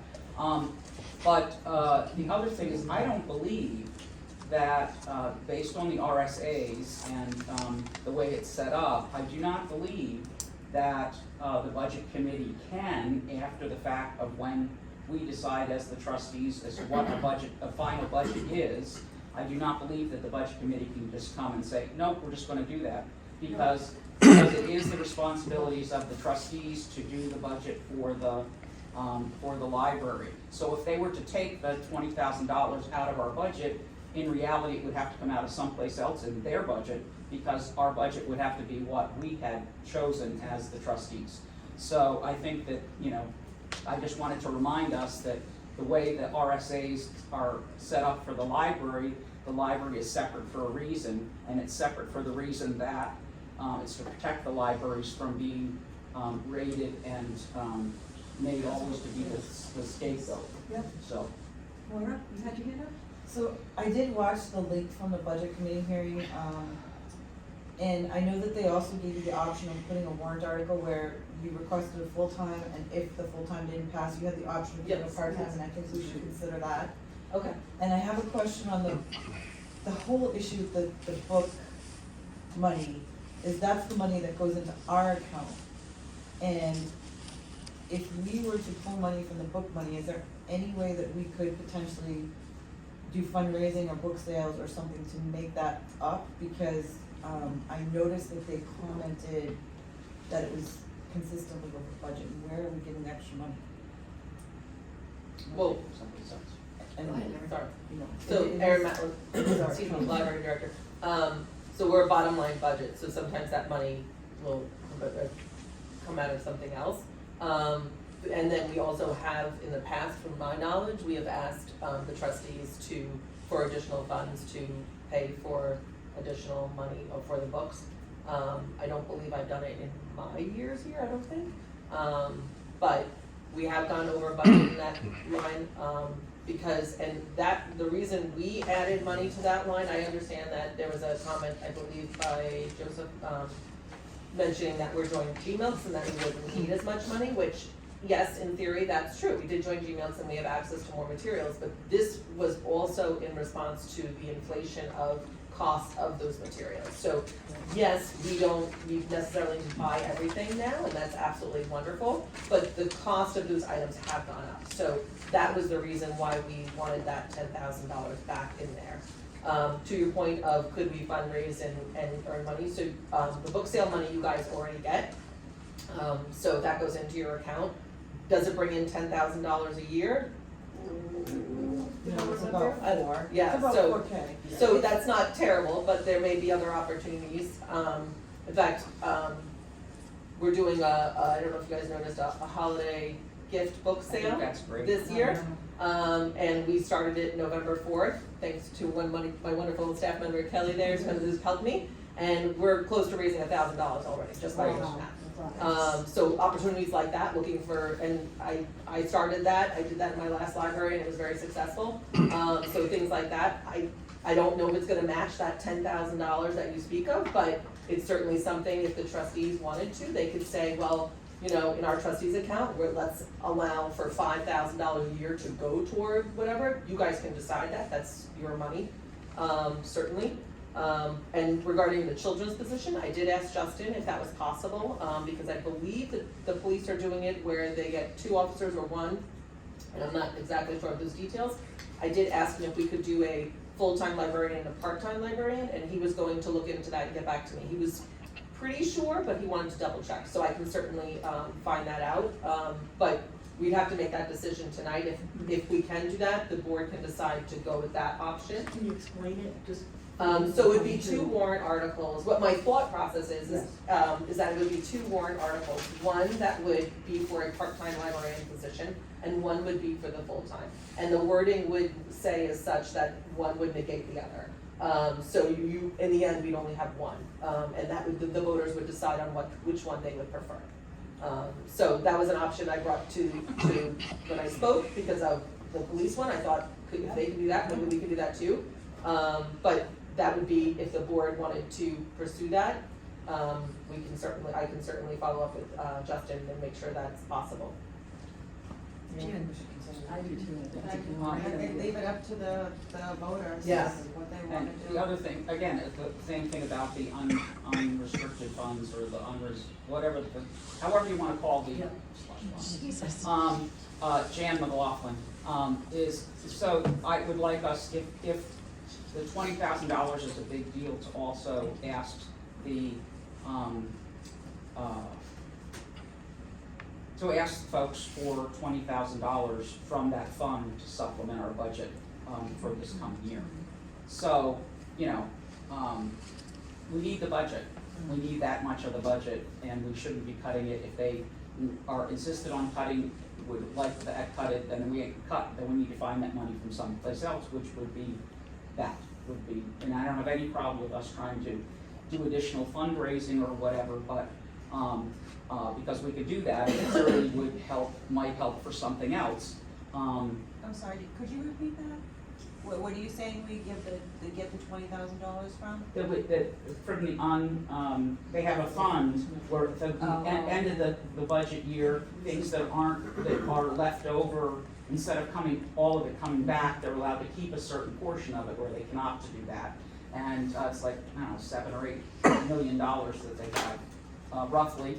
And what happens is with the warrant articles, a lot of the warrant articles that come out, in order to make them zero impact on the tax dollar, they come out of that fund.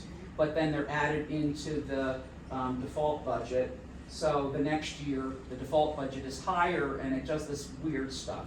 And it's like, well, if the money's there and it's being used by everybody else, we should be asking to use that so that it won't impact our constituents.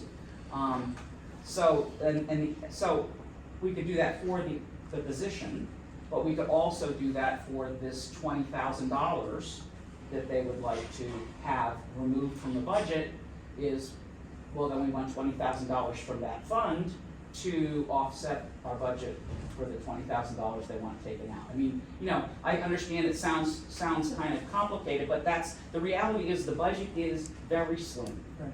And we need people, we needed this position 2 years ago. And, you know, the position was cut, and then we didn't bring it forward last year, and we still need the position, and things have grown even greater. Yes. So we need this position in the children's library, and we need the spending as we had stated with the budget, so. Liz Thomas, my only concern is if we were to cut the position or cut the money out of the budget, with the anticipation that maybe they'll be cut, the town over time and give us the money to, you know, it's just a risk. I don't think we should be cutting this with the hope that we might get, you know, the benevolence of the town giving us back that money. Because they're not used to us going for money, they're used to the other departments, very important departments, fire, police, etc. Very important departments. I'm not questioning that they're not worth the funding.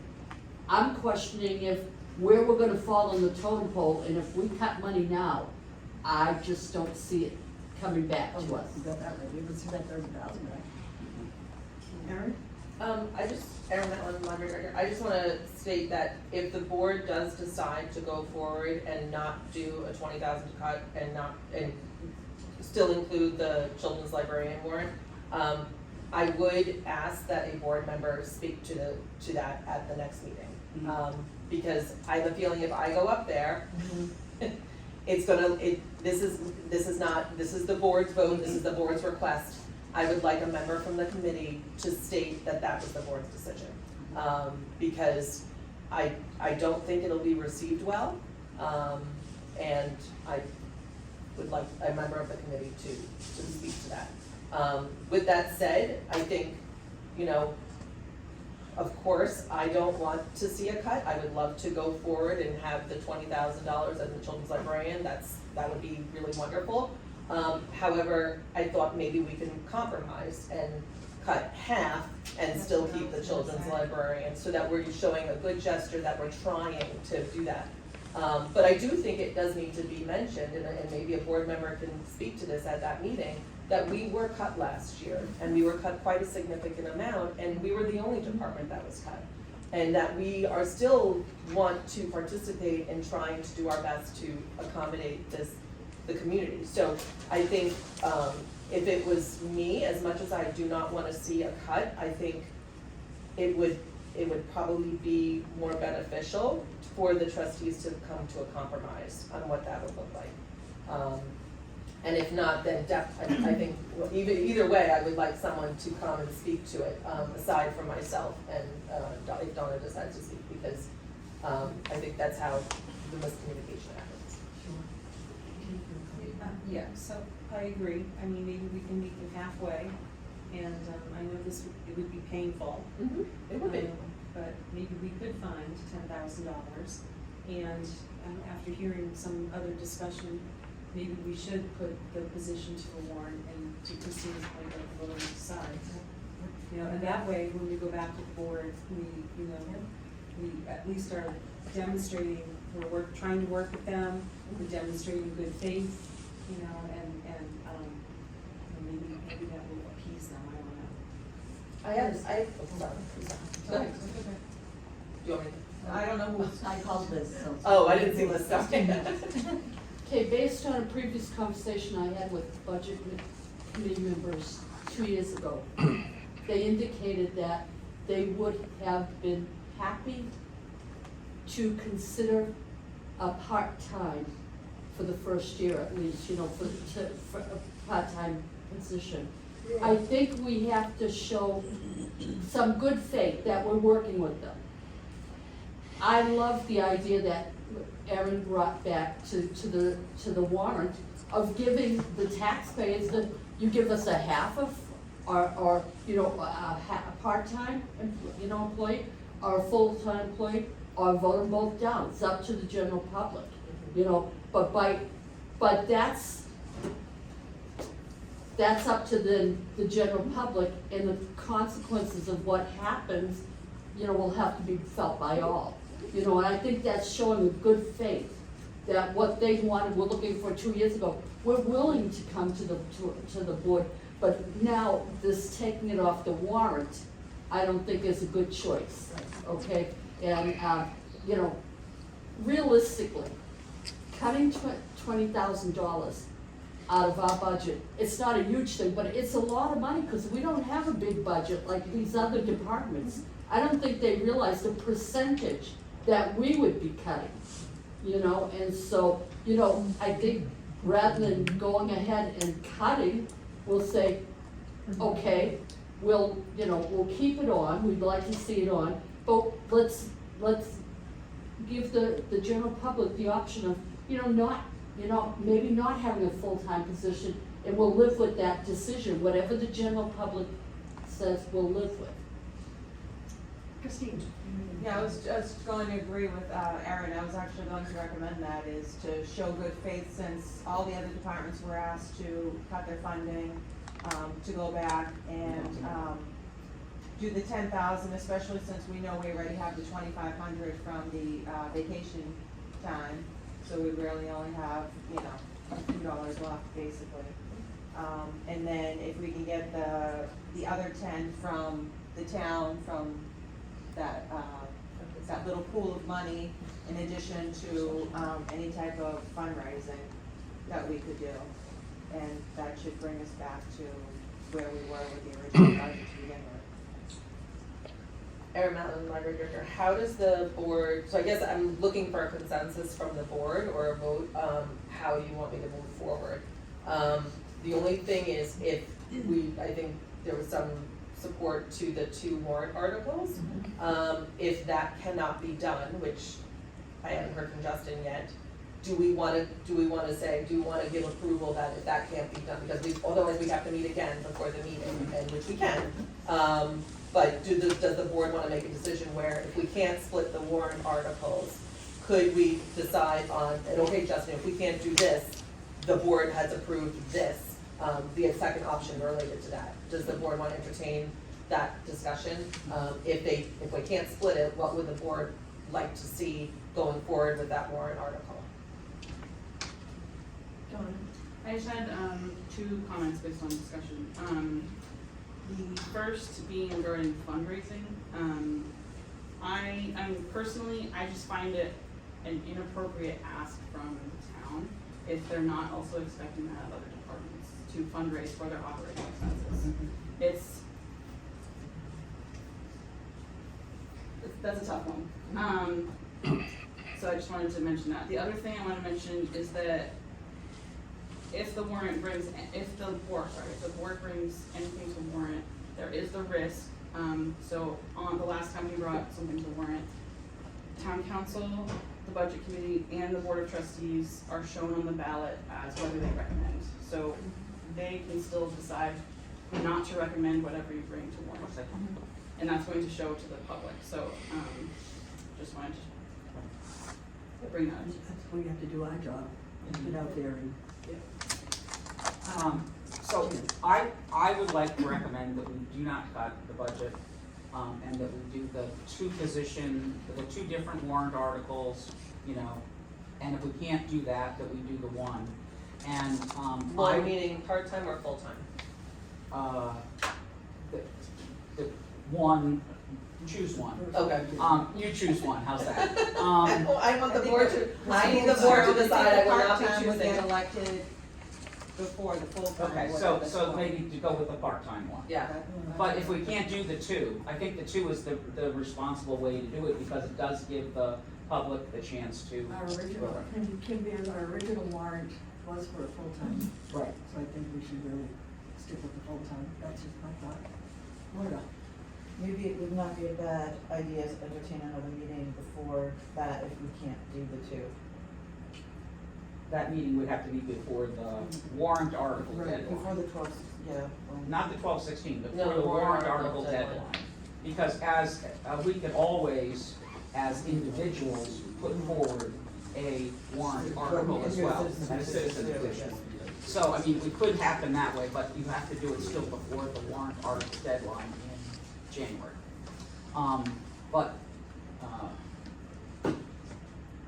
That's my feeling. Anybody else? Anybody wanna make a suggestion? I think, sorry. I'd like to make a motion that we,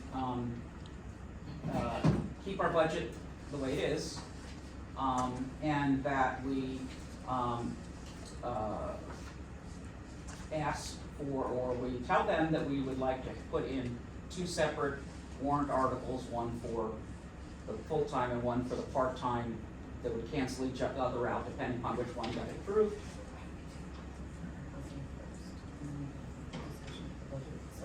Okay, separate it out, okay. Yeah, because I think we had 2 separate votes last time. Okay. Yeah. So, I'll just deal with the money. I think we need to keep the budget the same, because we went through the budget already, and by RSA standards, we have done the job that we're supposed to do.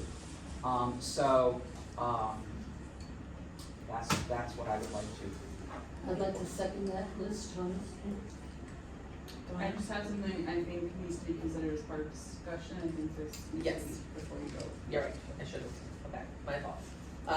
So before you vote, I did get an email from a budget committee member, who I invited to the meeting to discuss, I think I forwarded it on to you guys, to discuss any questions. And I did not hear back whether she was able to come, and she's not here, so. But I did mention that I would read this email, at the meeting, so that there could be discussion, and this might change people's, thoughts or processes.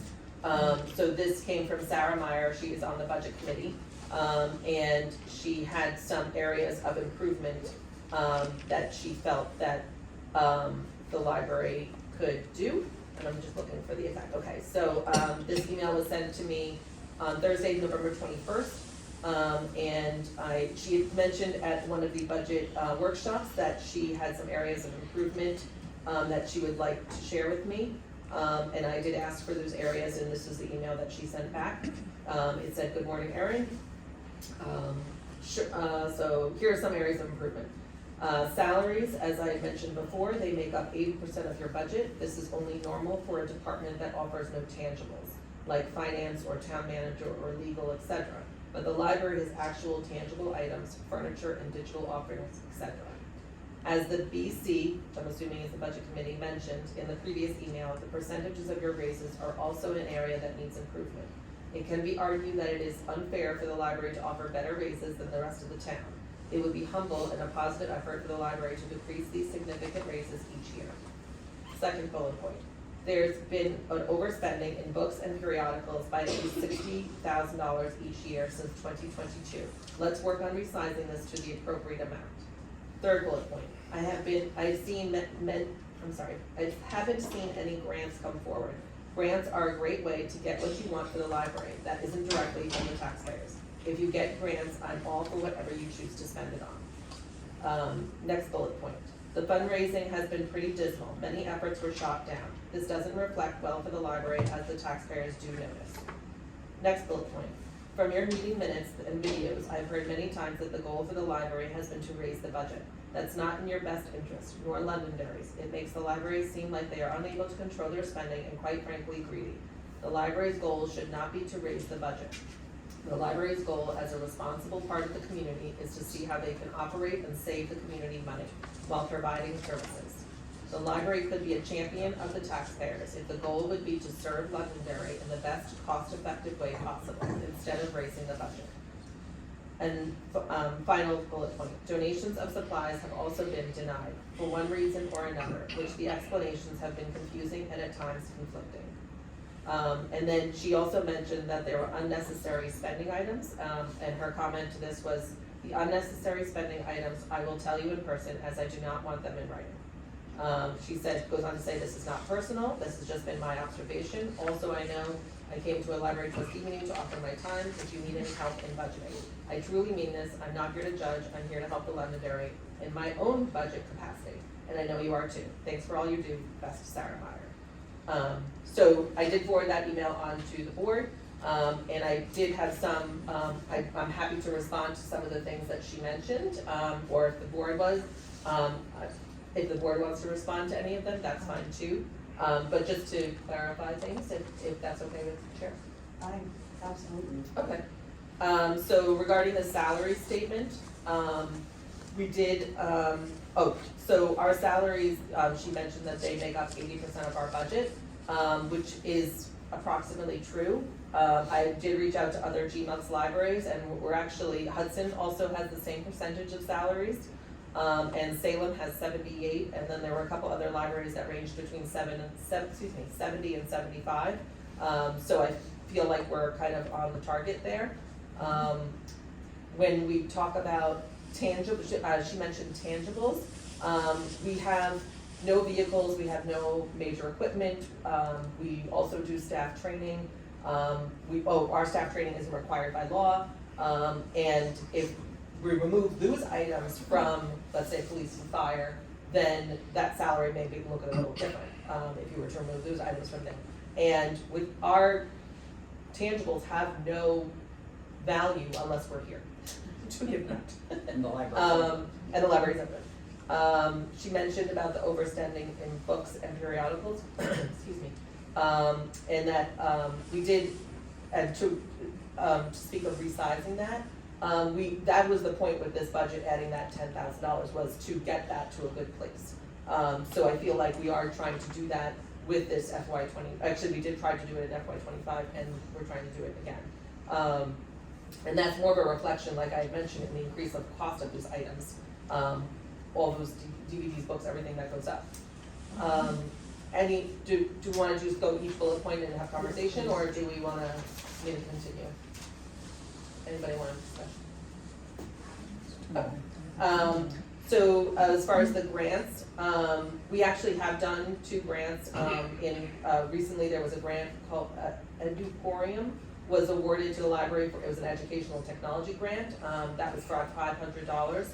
And in June of 2022, which was a year after I started, we did receive a grant that I applied for from the Charitable Foundation for the handicapped accessible doors and the talk box, and that was about $9,500. The challenges with grants is that it takes staff time to not only apply, but also to keep to manage that a lot, because a lot of them target underserved population or specific projects. So we don't have like a specific project. If it's to supplement our budget, we can't do that. So that does create a challenge. And I might be off in saying this, but Londonderry does almost too well to apply for a grant. Which is frustrating, I agree. And also if the board decided that they wanted to have a consultant to apply for those grants, that would also money be coming from salaries to pay for that consultant. So there are some challenges there. Not to say that we won't apply for grants, we do look, and we look for opportunities, but they're not always available, and it's frustrating for us as well, to be honest. Can I comment on that? Of course. Didn't we discuss at one meeting that the town had a grant writer that, I forget who said that they would look into it to see what they could do for the library? I believe they do have a grant writer, and I believe that it does cost the town, like they are on the town payroll, but I can look into that more, certainly. But even if we're grant writer, we still need a grant to apply to. Right, but I'm just But saying yeah, that- it would save that money, yes. Yeah, I know, I remember that it was discussed before, so I guess, yeah, it wasn't brought back up a second time, and now that you mentioned it, Yeah. it just jogged my memory. Okay, yeah, definitely. So as far as fundraising, I'm not sure what efforts she was referring to being shot down. I was hoping I could ask that question. So I'm not sure what efforts, but when it comes to fundraising, the Friends really are the ones that should be doing the fundraising. They do some fundraising, and I think they are working on getting that group much more active. But we have received, in the past year, actually since January, over $10,000 that went to the trustees' account related to donations. They were private donations. There was, I believe, Hannaford, which is a program that I signed us up for, brought in over $300 in donations of us doing nothing. They just pick us sometimes, which is great. And we've also got donations that are non-monetary, gift cards for summer reading and things like that. So we do look for opportunities for those donations, or we ask. I'm not ashamed to go and ask any restaurant for a gift card. And to be honest, the Friends helped pay for part of our onboarding costs of our Gmail. So, and we did that with fundraising. They did a fundraiser for that. And I also sent letters to businesses and I believe doctors' offices to receive more donations. I believe we did receive one from a dentist office. So we do try to get out there and look for that. I'm just not sure which ones were shot down, and if anybody knows, I'm happy to listen. Excuse me. She mentioned about how the goal for the library is to raise the budget, and that our goal should not be to raise the budget. I could be wrong, but I don't believe I've ever said that the goal for the library is to raise the budget. I believe oftentimes my ask is to support the mission, and the mission is to provide materials, information, and services for the community residents of all ages to meet their personal, educational, and recreational needs. And in order to do this, we need money. And I would love to be able to come one year and say, we don't need any money, and let's put the budget forward. But unfortunately, that's not the case. So we do need to ask for funding in our budget to accommodate those needs. And I don't think our goal is to raise the budget, I think our goal is to really support that mission, and to move forward with that. I Of don't course. consider it raising the budget anyway. I consider it bringing it back to where it was after it's been cut so many times. Yeah, and meeting the needs of our community, and such of that nature. So, as far as donations of supplies, she mentioned that they've been denied, I'm not sure what she's speaking to, so unfortunately, I'm not sure how to speak to this. If it's, donations, we have a policies in place regarding donations, I think it's, I don't know if it's like books or what the reference is to, so, but we have received, as I mentioned, quite a few donations from local community members and obviously businesses. I wish I could answer that more. And as far as the unnecessary spending items, I have not heard from her what those are as of today. So I just wanted to address that email because I know I sent it to the board, so I just wanted to do that, but, and it was brought up at a budget workshop, so I just wanted to make sure that that was on record and that the board knew and I was able to respond to it. So with that said, I don't know how the board wants to move forward with the motion or motion on the table or the budget. Jan McLaughlin, I would like to reiterate the motion from before, that I would like us to resubmit the budget as we have submitted without the $20,000 reduction. And is that? Oh, I'm sorry. Yeah, but I had a quick question. Did you also in this have the warrant? Yeah, No, but I we're was doing it asked to separate. separate. We were doing it separate. Okay. We did it separate the last Yeah. meeting. Yeah, I would, I support that, definitely, yeah, second. Okay, roll call vote. I, Nancy Hendricks. I can hear. Nay for me, I prefer the 10,000 option.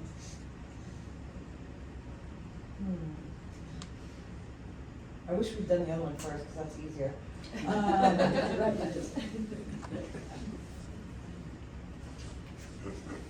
I think we should show something, I think we should put something, I don't know if we're gonna do the full 10, I'm gonna say nay, I think we should do something, just because of the tenor of the meeting. Jan McLaughlin, yay. Liz Thomas, yay. Aaron Matlin, library director. So with that said, who would like to go to the budget workshop and speak to that? We'll be there. Okay. Thank you, I appreciate that. Okay. Jan and Nancy, thank you. I mean, I will be there, but I do think this motion needs to be said by a board member. And I appreciate that. So then, the warrant article is the next one, yep. Jen? I'd like to make a motion that we present 2 warrant articles to the town, one for a full-time children's librarian and one for a part-time children's librarian that would have a cancel-out feature, so that, well, it'd be nice if we could get both, but, hey, anyway, so they'd have a cancel-out feature. And if that's not possible, I'd like us to go for the full-time one, because that is what we really need. So, that's it. I second the motion. Roll call vote. I, Nancy Hendricks. I can hear. Can you just clarify, so we're doing the 2, and If we can't do the 2, we'll do We'll the do it one full-time. part, We'll one do it full-time? full-time. Okay, I Christine Fitzgerald. I'm Maura Ryan. I, Jan McLaughlin. I, Liz Thomas.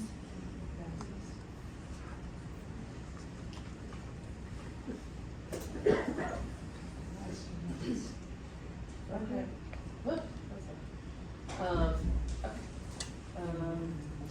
So we already did the meeting recording, or not, sorry. Yeah, so we did the one to the. New business, acceptance of unanticipated funds. Yep. Unanticipated funds. Aaron Matlin, library director, so we had a donation of from the Friends. They sponsored a program, I believe it's gonna be the Bell Ringer program, that's gonna be happening on 12/12, which was very popular last year. They're sponsoring that program and paying the performer directly, $400. And then they also are giving $45 to us to pay for refreshments, and that'll be like hot cocoa and things like that. The Friends are also doing a bake sale at that program to do some fundraising. So I know it was really popular last year, I encourage everybody to come, so we just need a vote to accept who's doing it. It's for $445 total. I Nancy Hendricks, second. Oh, yes, I. Thank you. Well, I wanted to make it clear that I seconded her motion. So I Nancy Hendricks. I Christine Fitzgerald. I, Nora Ryan. Hi, Jan McLaughlin. Liz Thomas. Thank you. Okay, so now we're moving on to trustee bylaws subcommittee. I'm done, but this needs to be done, boy, does this need to be done. Yeah. Yeah, sure does. And I, had, Kim Bears, sorry, I'm doing it again. I went online and pulled bylaws also, and theirs are, even, Works. no, it's not words, from, Derry Public Library, because they're very similar to us in a lot of ways, and we collaborate with them. But just as a jumping block, is that something that, did I not put that on as a, let me just put that on as an attachment. No. Maybe we can do it at the end, but the first thing I guess we need to do is find out who wants to be on the subcommittee. Well, I just wanna make a statement, so the bylaws, Madam Library Director, we do not have an electronic copy of, so if anything, we'll have, if you wanted to I'll tell you. work, I was gonna say, if you wanna work from this document, it would have to be retyped. I know. So, I just wanted to point that out. 7 pages. I mean, I retyped the personnel policy, and that was Bad a enough. lot, it was pretty hefty, but, so I just wanted to make note of that. Thanks. And that's all for me. And Christine Fitzgerald, I'd like to be on the subcommittee, please. I would also. I Nancy Hendricks, I would too. I would say. All right, Was that Jan? Jan. And we could post these meetings. Moira. I promise not to move. Nancy. Yes, ma'am.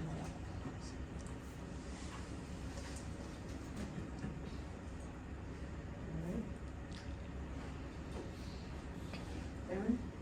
So with that, whoever creates the agenda for that, you can send it to me, and I will be happy to post at the library, and Donna can post it on the website.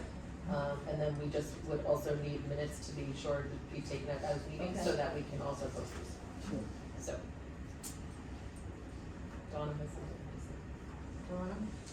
If it happens before the meeting recording equipment is set up, it also needs to be recorded, like audio recorded. Yes. Or just do it. And if you plan to use this room, we need to figure out if the room's available too. Okay, so what are you guys thinking? Do you wanna do after the holidays, or do you want to? Oh, yeah, after. You know, I mean, After the new first year. of the year, sorry, it's, I mean, it's, I'm Whatever. flexible too, but I think we'll need at least a couple weeks to, go through, make our own comments Sure. on the document before we meet anyway, so, it's up to how much Jan time you guys think McLaughlin, you need. I was wondering if we should think about maybe doing like a Google Docs of this. I don't know if anybody uses Google Docs, but it's a good way to collaborate on a document, especially if you're trying to make modifications, because it tracks everybody's thoughts. And we can make it so that it doesn't change the document instantly, but it says, oh, James thinks this part should be changed, and Nancy thinks this part should be changed. Just a thought that might be a good way to do it, versus us all doing paper copies that we're marking up with highlighters and then doing paper copies that we're gonna, You can still do the revision tracking in Word itself too, so it doesn't matter to me, but that's just another option, you can do it in Word if no one wants to do the Google Docs. I'm good with you, on these kind of platforms, so it doesn't matter. I mean, I don't even bother carrying more than them. Because Show it's, off. So, yeah, I guess we don't need to decide that right now anyway, so. So just keep me posted on meeting option dates so that we can check the calendar. And then.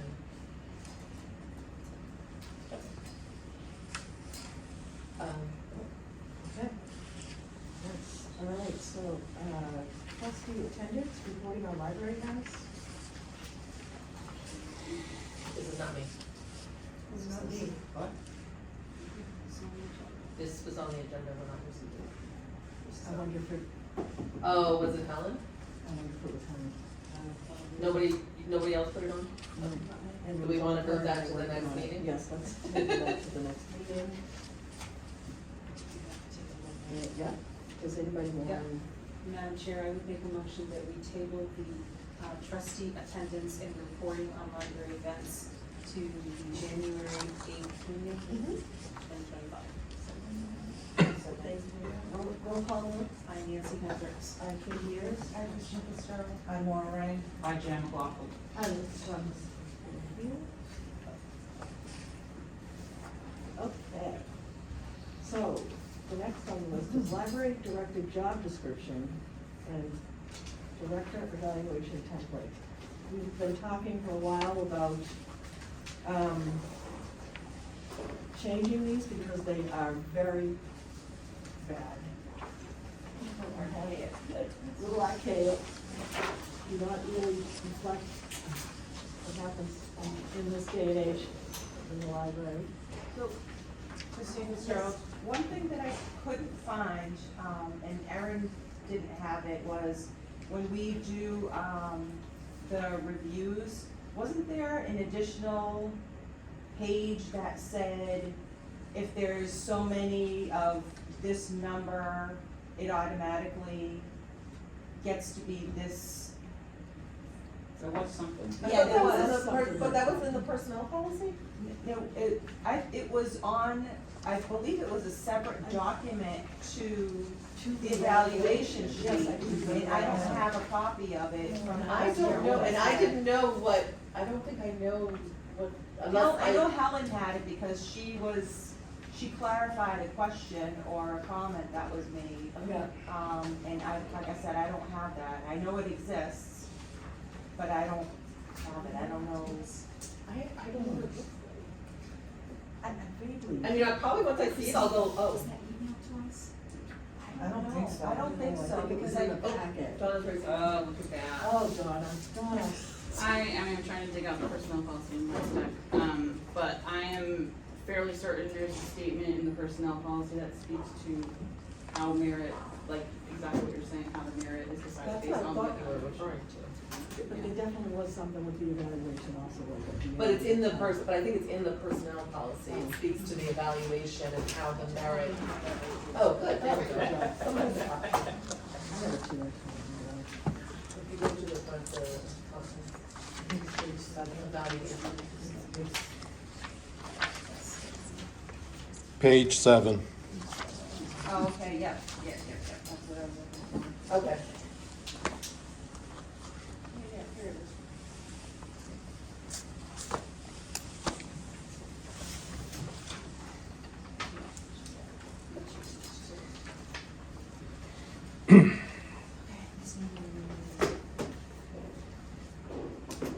So we've been sent a couple of,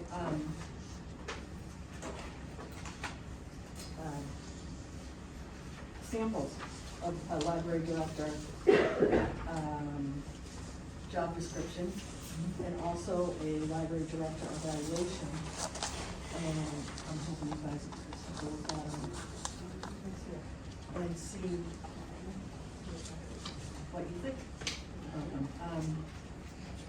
So just to clarify, we had the one that was like from the 90s. Yeah. We had the one that was from 2021. We have one that's from NHLTA. Is that, am I tracking, are those all the docs? Yep, that- that sounds okay. right. I just want to double check. Yep. And, Oh, Donna, sorry. That's good. Dawn Plant, I just wanted to know the 2020, so I was heavily involved in the administrative stuff, helping the board during the hiring process for when Aaron was hired. The board at that point did not review and revise the, actual job description, so what was shared with you, I believe, was what they posted for the opening, just so you know. Okay.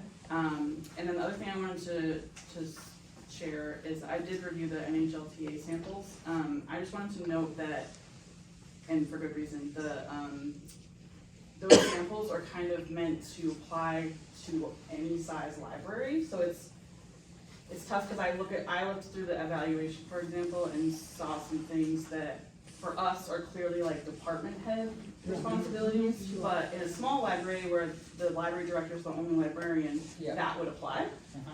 So I would just ask that you really look closely at adapting it to fit the each Exactly, library. this is just a jumping spot Exactly, yeah. for us to, and then for us to, get started with all of this. Again, like we're doing the bylaws is different, but it almost needs to be a separate. Erin? Erin Matlin, Library Director, I do,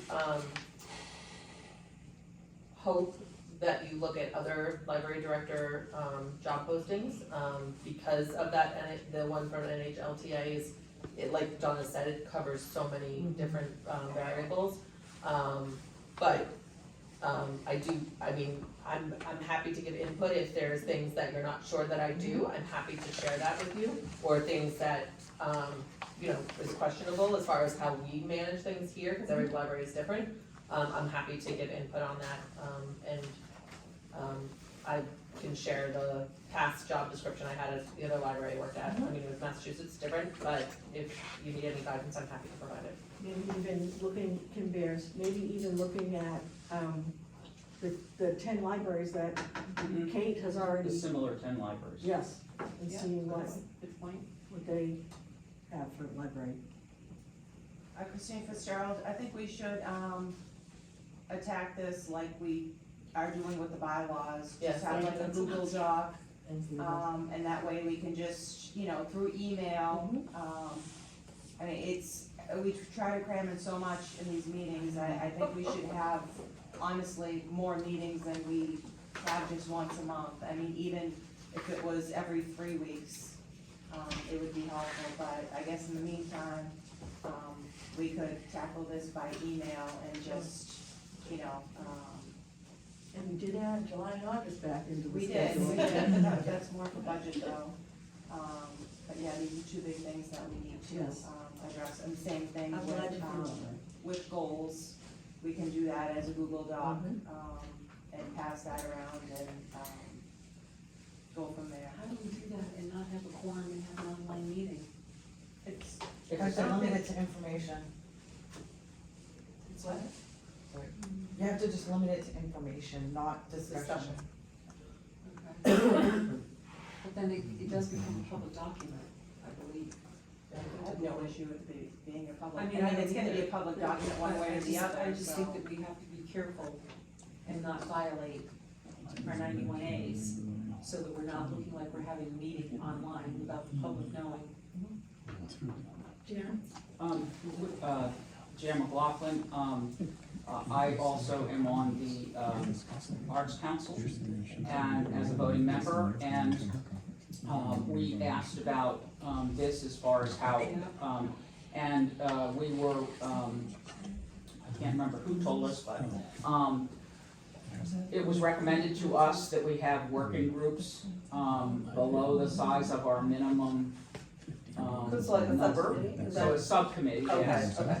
And then we do not have to have, we still take minutes of any kind of meeting. Yeah, but you're not that we have. voting. But we're not voting the same way. That we then don't have to have, but the subcommittee can make recommendations and bring it forward to us to vote. But that was okay, because we have, various things that go on with the Art Council. And so by doing that, it was able to then divide some of that work that could happen outside of meeting, because it's not violating the public access, it's just having this small group of people go through, stuff,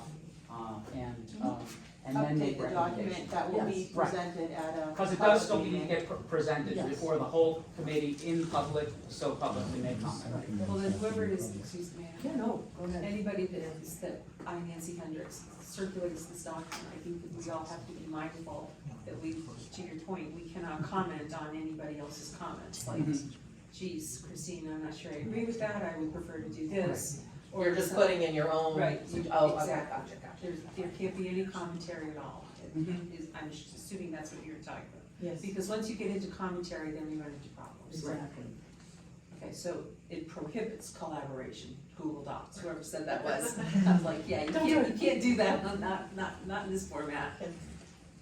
Oh, I'm sorry, Donna. It's okay. Trying to keep up with my notes. I just wanted to note that the trustee bylaws subcommittee that you just created, has a quorum, because you have 4 That's what members. you said when you So proposed that subcommittee does, I think the working document, that situation is a little tough because you have a quorum with that group. And if you were to create a subcommittee to look at the job description and evaluation, that you could do it with 2 work positions. So basically, if someone jumps ship from your bylaws and. Yeah, I think, from what I understand, Airmail, that I think the subcommittees have had 2, or like, obviously less than 4 members from the trustees on it, if you're gonna create a working document. That's going to, I'll have and that way you avoid the. I'll back off the bylaws. Okay, so you wanna. I'll switch to the library. Okay. evaluation. So we'll cross it out. I can do the job description and Okay. stuff as well. I'll do both as well. I can do bylaws, I don't wanna create too many people. Oh, you were already there. Oh, all right. Yeah. You're staying on. So the job description is myself, Jan, and Laura, is that correct? That's what I have written down. And then for the bylaws, it's myself, Laura, and Nancy. And, I can get the initial document going for this one as well too. Okay. Oh, well, for both, I'll do one for goals and, one for the job description. I would be happy to, contact those 10 libraries and see if they could, email you guys the, sample job, their job description, and if they have an evaluation like that also. Okay.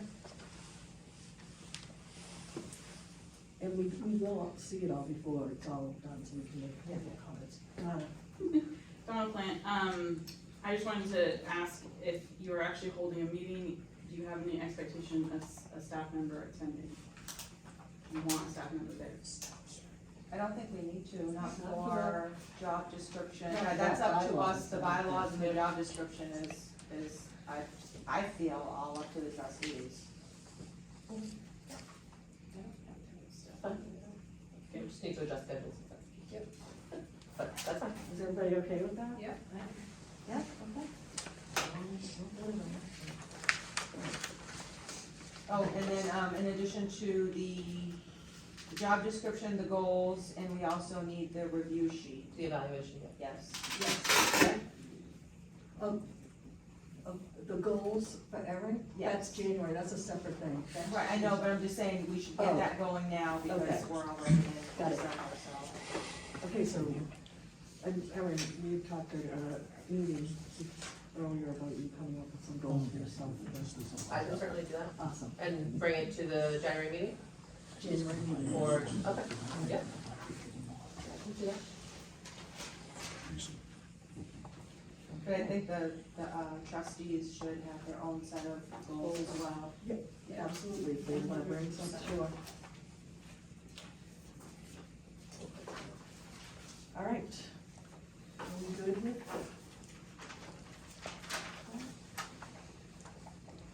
All right, and then we have discussion of purchasing policy, I believe, where, is that you? Yeah, Essentially, essentially, we don't have a purchasing policy, and I felt like we should put something in place, even if it was just for town purchasing policy. And I know we distributed a copy of the town purchasing policy, the only issue I have with it is, that it's not really to scale for the library budget. And that's something that needs to be considered, so I do think it's something we need to work on, though. We should have something in place. Okay. So, do you wanna come back up, Jan? Jan McLaughlin, I would like to recommend, that, the bylaws, committee, morph into a bylaws and document review committee, so that the bylaws is just one of the things that, because the policies, we have to renew policies, and we have, we've been revising them as we've been going along, but it would make sense, the bylaws and the policies kind of dovetail together in a lot of ways, so I would like to see them. I would personally ask, I mean, if you're willing to do something that, comes from us first, I would love to take a crack at, like, adapting the town purchasing policy for the library. And then if you want it to go to a subcommittee to look at after that first, that's great, that's fine. But I feel like I have a lot of knowledge in how we're currently doing things, and if you want it to just reflect what we're doing now. And of course, if you could change that easily, the subcommittee can decide, I don't really like that process, let's do something different. But you could at least start with what we're doing now. Would you, have a subcommittee for that? Christine Fitzgerald, would you be able to, I'd like to see what your changes would be to the existing town purchasing policy in a red line of, track changes to see, what changes you would make to the towns. Sure. Because I think we should, stick to the towns like we're trying to do for, some of our other things, just so there's, consistency, exactly. Well, I was gonna say, if we wanted to, we could have discussion on this, we could adopt the towns for the time being and then work on changing, we shouldn't have nothing. I'm open to discussion on that. I do think, How long, Donna, do you think that would take? Probably do it for January. I worry about just quickly adopting the towns, because Yeah. looking at it, I don't think a lot of it fits the library. So it wouldn't make sense. Like purchasing, are we gonna be doing, I'm Nancy Hendricks, I'm sorry. Purchasing, we're gonna be doing between now and January the 8th anyway. So I would be okay with, you taking a crack at it, and then we'll take a look at it. That's just my opinion. Christine Fitzgerald, I like the idea of, adopting, the towns now, since we're trying to mirror that anyway. And then for the January meeting, to see where, changes are. I just feel like adopting the towns now is going to force us to make changes now, whereas me bringing a purchasing policy that reflects what we're already doing is not going to force us to make a change for a month. So, yeah, that's my thought. It's a lot of language, so we should hold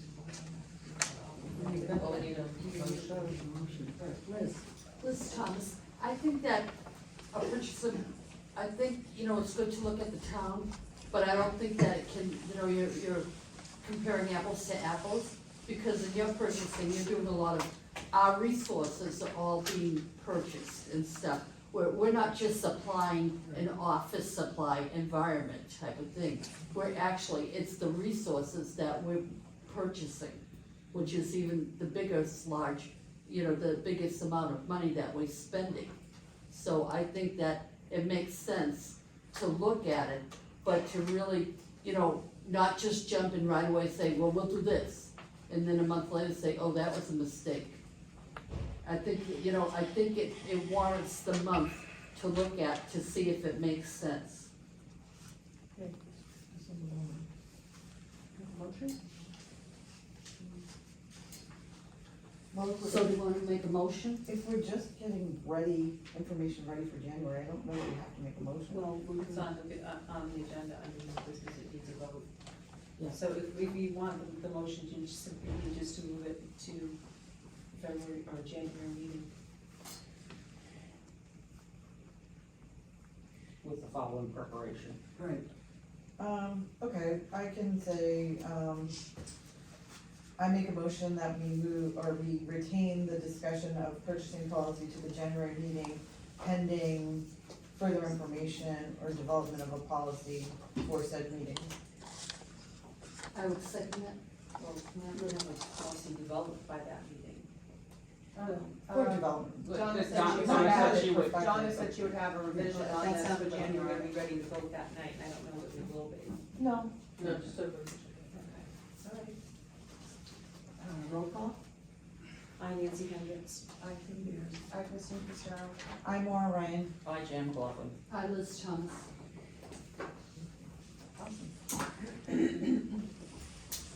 Does anybody have any other business? Jan? Okay, I know it's getting late, I'm feeling that too. Looking over the, budget performance report that was included tonight, I want to just, make note that there are 6 categories, where we are,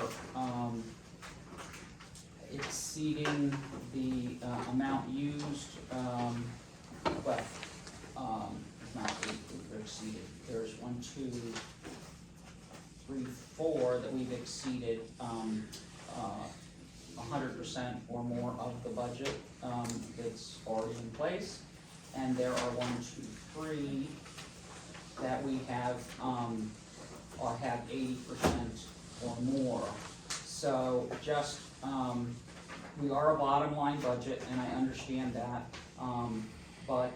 So areas that we have a problem in, as far as the paperwork, is tuition reimbursements, we're at 105%. Workers' comp benefits, we're at 100%.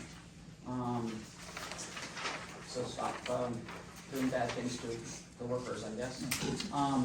The water services, we're at 80%. Dues and subs services, we're at subscriptions, yes, I guess we're not having substitutes, right? That's at 110%, 118% for postage and supplies, and 95% for books and periodicals, supplies. So, you know, when we're looking at this, we need to realize that, you know, we already have some areas that are of issue, and some of those are the same areas that are part of the, you know, take money out of or whatever. So I just wanted to make you aware that that's an area that we need to keep track of, and we may need to think about moving some money from one line to another line so that the funds are there for use of. Thank you, Jan, for pointing that out. Okay, sorry, Warner. Just a quick question, as far as the trustee accounts go, what sources of revenue do we have for those? Yeah. Oh, There you go. So, the one account that's the trustees account, is, an account that, money from the book sales goes to, and money from, customer, copies happens, and any donations, of like donations for a program, they would come to us, because we usually end up writing the check for the program. That's what goes into that account. Sorry, when you said customer copies, what is that? There's a fee that people get charged for making copies. Oh, You know, like using the copy copier, machine, you okay, know. I got it, But it's not as high as the library, as the town's cost, because they're like $1 a page. Maybe we need to increase that. But anyway, so that's, my understanding is that's where that money comes from. And then the other money comes from, the other account is the book account, and the money comes from the budget. It goes into the book account twice a year. And it's so that we can purchase things with a credit card to get them quicker than going through the whole process of, so that's the way it's been done in the past. So that's my understanding, and when we've been taking money out of an account to pay like for G-Milks or to pay for the picnic table, it comes out of the first account, the account where the book sales, the trustee account, the actual trustee account. So the quarterly treasurer's report will show you exactly what money goes into each account. Trustees account gets the interest from the account, book sales, private donations that you're accepting at the board meetings. If there's any grant funding, it will go in that account as well. The book account gets the town's allotments from the book line, the budget. It gets, if the trustees vote to like add any money to it during the year, like if we came to you and said we don't have enough money for the rest of the year, but will you consider a certain amount to add, that would be from the trustees account. It gets interest for that account. The fine money goes into that account. Lost and paid materials go into that account. The copies go actually into that account. We also sell earbuds and USB drives at the main desk, and any money from that goes into that account. Thank you, Trevor. Yeah. Oh, Morgan, and one more follow-up thing, and this is just in case. So if you go to the budget committee meeting on December 16th and they say you absolutely must cut something, one of the things I think we should also consider is we do know that we have trust accounts that we have to get paperwork for. We may wanna consider trying to take one of the trust accounts and liquidating a portion of it and putting it towards the budget so that we could make a cut. I think that's another option. That's okay, Erin Matlin. So I wanted to follow up on the trust accounts. So it came to my knowledge that we have 3 trust accounts, with the town. I've reached out to the Department of Justice to try to get more information on those accounts. Unfortunately, I had to file a 91A and then there was an extension on that. But, I only got one account where it clearly says how we can spend it. The other 2, I don't have any information on. So I was going to, either a board member can do this, or if the board would prefer I to do that, reach out to the trustees of the trust fund and try to find out if they can get information for me, or if they are aware of information regarding those accounts. I already asked, no. I'm sorry? I already asked Ron and they don't have any stuff. So at that point, I'm not sure how the board would like to move forward, because there are, according to the documents that they sent me, it looks like there's money coming out of this account. It's not a lot, but I don't know where that money's going, because I'm not asking for it, and you guys aren't asking for it. So Where's if it the going? town's taking it, it belongs to the board, or the library. So, I don't know how the board would like to move forward in trying to figure this out. Donna, go ahead. I went digging as well and looked back in former annual reports to see where, like, to find the money. And there was a point in time, I don't have the year in front of me, but I can find it again. There's an exact year where it's the last payment that the Board of Trustees received of the interest of those trust funds.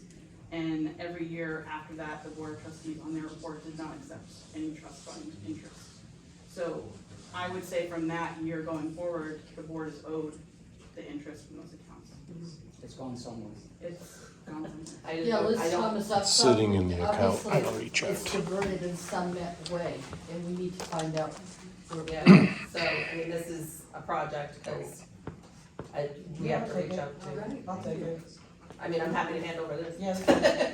If you want, you could take a look at it. I tried to make sense That's of a it. 91A request, right? There's only one account. This was, no, I asked for all information related to all 3 accounts, and this is what I was sent. But a lot of this is town trust funds, like, and some of it does nothing to do with us, but we're listed in there.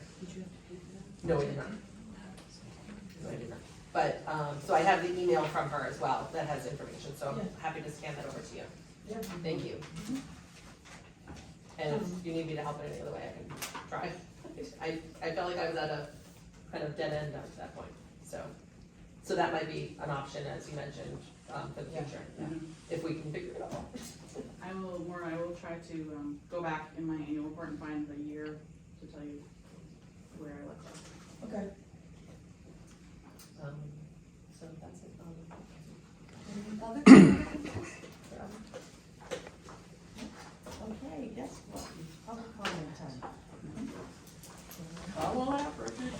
Yep. First of all, don't start your clock yet. Your trust funds, that money is not missing. I've already spoke months ago to Justin on it, at least on two of them. Okay. He can tell you how much is in your trust account and how much is spendable.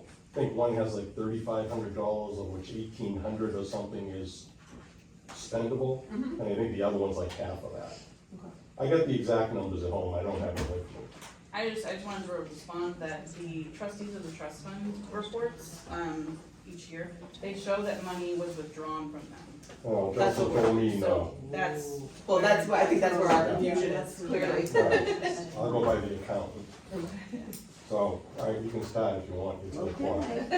Thank you for that. Thanks, Richard. All right, first of all, the travel account, do you want to do that home delivery thing? Be careful with that, I don't have anything against it.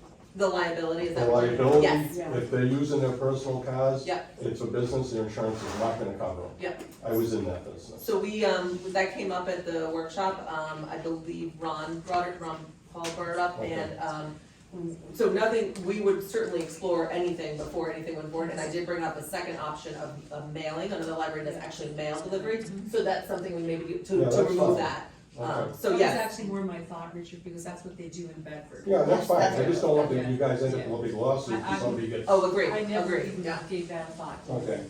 The other thing I wanna know, I still wanna know what the position is you're hiring, that you went into non-public for.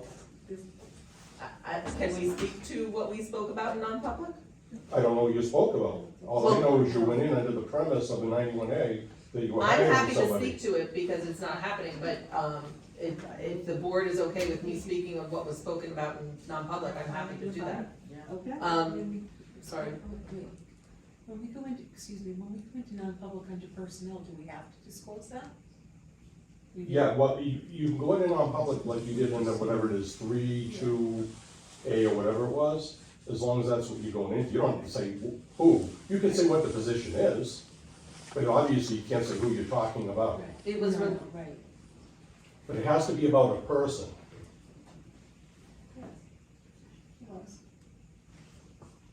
I mean, I'm only going by what you would use for, it was for the children's librarian position. The children's Okay. librarian position. that you don't have a candidate for. No, when we're gonna do a warrant. Right, so you went into non-public, that was an illegal non-public, because you didn't have the position can be talked about in Well- public. If you had a candidate and you wanted to talk about the candidate, that's We didn't have a different. candidate, we had an exploratory option of what that position could look And like. that's fine, that has to be done in public. You don't have But a it- person, non-public is to protect somebody's identity or their reputation, or if you're gonna fire somebody, you can look through it, it's in the packet I gave you, which you'll all get, and I'll include you on it, Aaron. Okay, thank you. You just can't go in if it's not about an actual person. It was about a contract negotiation that could not be made public because of contract Did negotiation. you have a person to that contract? No. Then you can be made public. I called up and got the town manager's contracts the next day. It's a public contract. Okay. This is for hire, other towns. Oh, and one more thing, Erin, you mentioned that your, department heads fill out like raise forms, evaluations for the merit, Yep, and then you sign them and put them in the payroll. yes. You can't do that by your own bylaws and by state law. I think your policy, your personnel policy says something different. I can read it right here, I've got them. The only person that can give increases is this board, in consultation with you. You cannot do it on your own. You can't hire anyone, you can't fire anyone. That's by, I'm telling you, I have it. I got the state law right here. Okay. And I'm the legal, I'm bylaws. past practice has done differently, It may so. have been done that way, but it was done illegally. And this is why I'm trying to help you guys get on track. And I You should appreciate, know this, I just got involved 2 months ago when I read the bylaws. So if you go in there, that's exactly what it Would you says. mind sharing that with me so Sure. that I can make sure that, Absolutely. that we're going forward? Yeah, I thank think your you. personnel policy might say something different, but state law and your bylaws mirror each other. And Okay. that's what you gotta go by, at least at this point. I got a ton more. The other one you might wanna look at in your bylaws is how you do in the minutes of your meeting. You can't, the way they're set up right now, you can't hire an outside person. State law states who has to be, and your bylaws state who has That's to why we're be. doing the bylaws rule, because that's basically. I know, but that doesn't mean you can do it wrong at the present time, so. But we were advised by the attorney. Yeah, but was he told you have bylaws that say otherwise? If you just say to an attorney, can I do this? And you don't say, but by the way, it's contrary to our bylaws, they'll give you a different answer. Thank you. Anybody else, public comment? Just a clarification, and I apologize, I can't remember exactly when, but the trustees vested the power in the library director to make all decisions, many years ago. It's in the trustee minutes, and I don't remember when, but it a while back, but historically, all reviews were presented to the trustees, and the trustees would approve or not when they went into non-public minutes, non-public session. At one point, the trustees at that time did make a decision to vest that power into the library director. I would be happy to look through that, but it is in the trustee minutes, and it was a long time ago, and I believe it's prior to when it was the archival copies of minutes online, so I think it was pre-2008, so it has been a while. I feel like it was when I just started, so I don't remember exactly, but there is documentation out there that the trustees did make that decision. I just wanted to. But minutes will not take place of your bylaws. Correct. And also. Bylaws are what rule, regardless of what the minutes say, And the state. and the state law, which mirrors your bylaws. Thank you. Glenn Douglas, 6 Oakville Ave. I think I've been to 3 of these meetings. A little bit about me. 18 years ago, I started a website that kind of follows town stuff. One of the reasons I did it is because I realized that back then, there was no video cameras. You wanted to go to a meeting, you pretty much had to sit at the meeting. No one had a clue, no one showed up, so I started a website, and I went to hundreds of meetings. Over the last 18 years, I've probably been to more town council meetings than the majority of our sitting town councilors, and more school board meetings than the majority of our school board.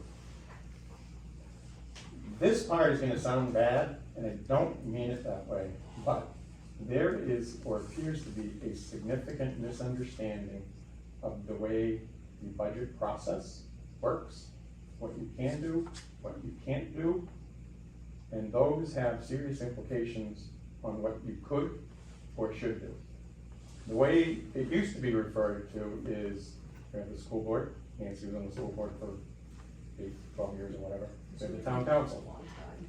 Way back, what we used to do is school board, town council, and budget committee got together at one big meeting. And this is what we want, but, she was on the school board. This is what Nancy's school board wants, going from the town council, it's town council wants, budget committee over here. They butt heads, kick, this is what we think we should do for the best of the time. Library never got involved with that, they never got invited. Here's the issue, you have the school board, they come up with a budget, right now they are at 0.04% below default. The town council, and this year's budget season has been a total disaster, I don't even understand it, I've been to hundreds of these meetings. Last I heard, 17.5% to 25% over default. Massive tax increase. What happens is your budget, even though you're not a department, you're separate from a government, your budget is looped into theirs. So if the school board wins, everyone says, like your budget, you're good. If the town council comes in at 17.5%, 25%, and everyone says, no way, too expensive, your budget gets sunk back to default. What I would suggest, and it's too late for this year, next year, have Justin come in. He's excellent with the way this works. He's a great guy. He actually answered an email an hour ago that I sent yesterday. Have him come in, ask the questions, what we can do, what we can't do. You have liaisons, town council liaisons. Don't see him here, take homes, don't know if he's ever shown up to a meeting, don't know. He's the person that should be answering, this is the way I think the council's going. Budget committee liaison, same thing. I don't know who it is, might not be here. I don't know if they've ever shown up. Those people should be here and available to you so you can say, where's the budget committee thinking? Maybe next year, and I'm not trying to yell at you guys, I'm trying to be educational, but maybe next year, you want to have a meeting with the budget committee, you guys, say, this is what we want to do. And possibly with the budget committee and the town council, because if their budget sinks your budget, you guys are screwed. If you come in and say, and I've been a victim of the rumor mill, probably will be again. If you guys came in, I don't know what would be a ridiculous spending thing, but if you come in and say, we're gonna spend $30 million because we want gold-plated books, you sink the town budget, you both sink.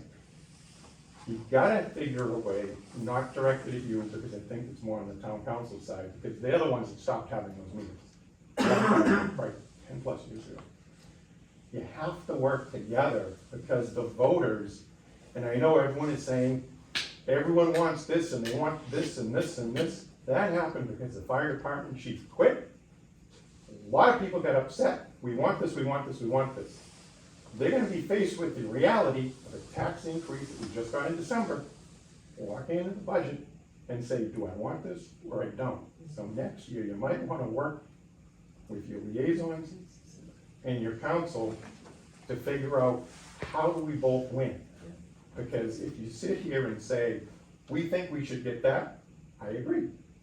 But if the other side says, we think we get that, the council's the one that makes all the decisions. They're the ones that puts everything up. They've had 4 meetings, they will have 0 public comment. So you need to work with them. And I don't even know what your budget is, but if you work with them, everyone kind of wins. When everyone goes off into their corners and the school board fights, I mean, we've heard it multiple times, well, 84% of your budget is from the school. So, you got a 25% increase, they have 0.04. That percentage is a heck of a lot better. So I'll stop ranting, but for some reason, this is kind of what I like. Glenn, can I ask you a question?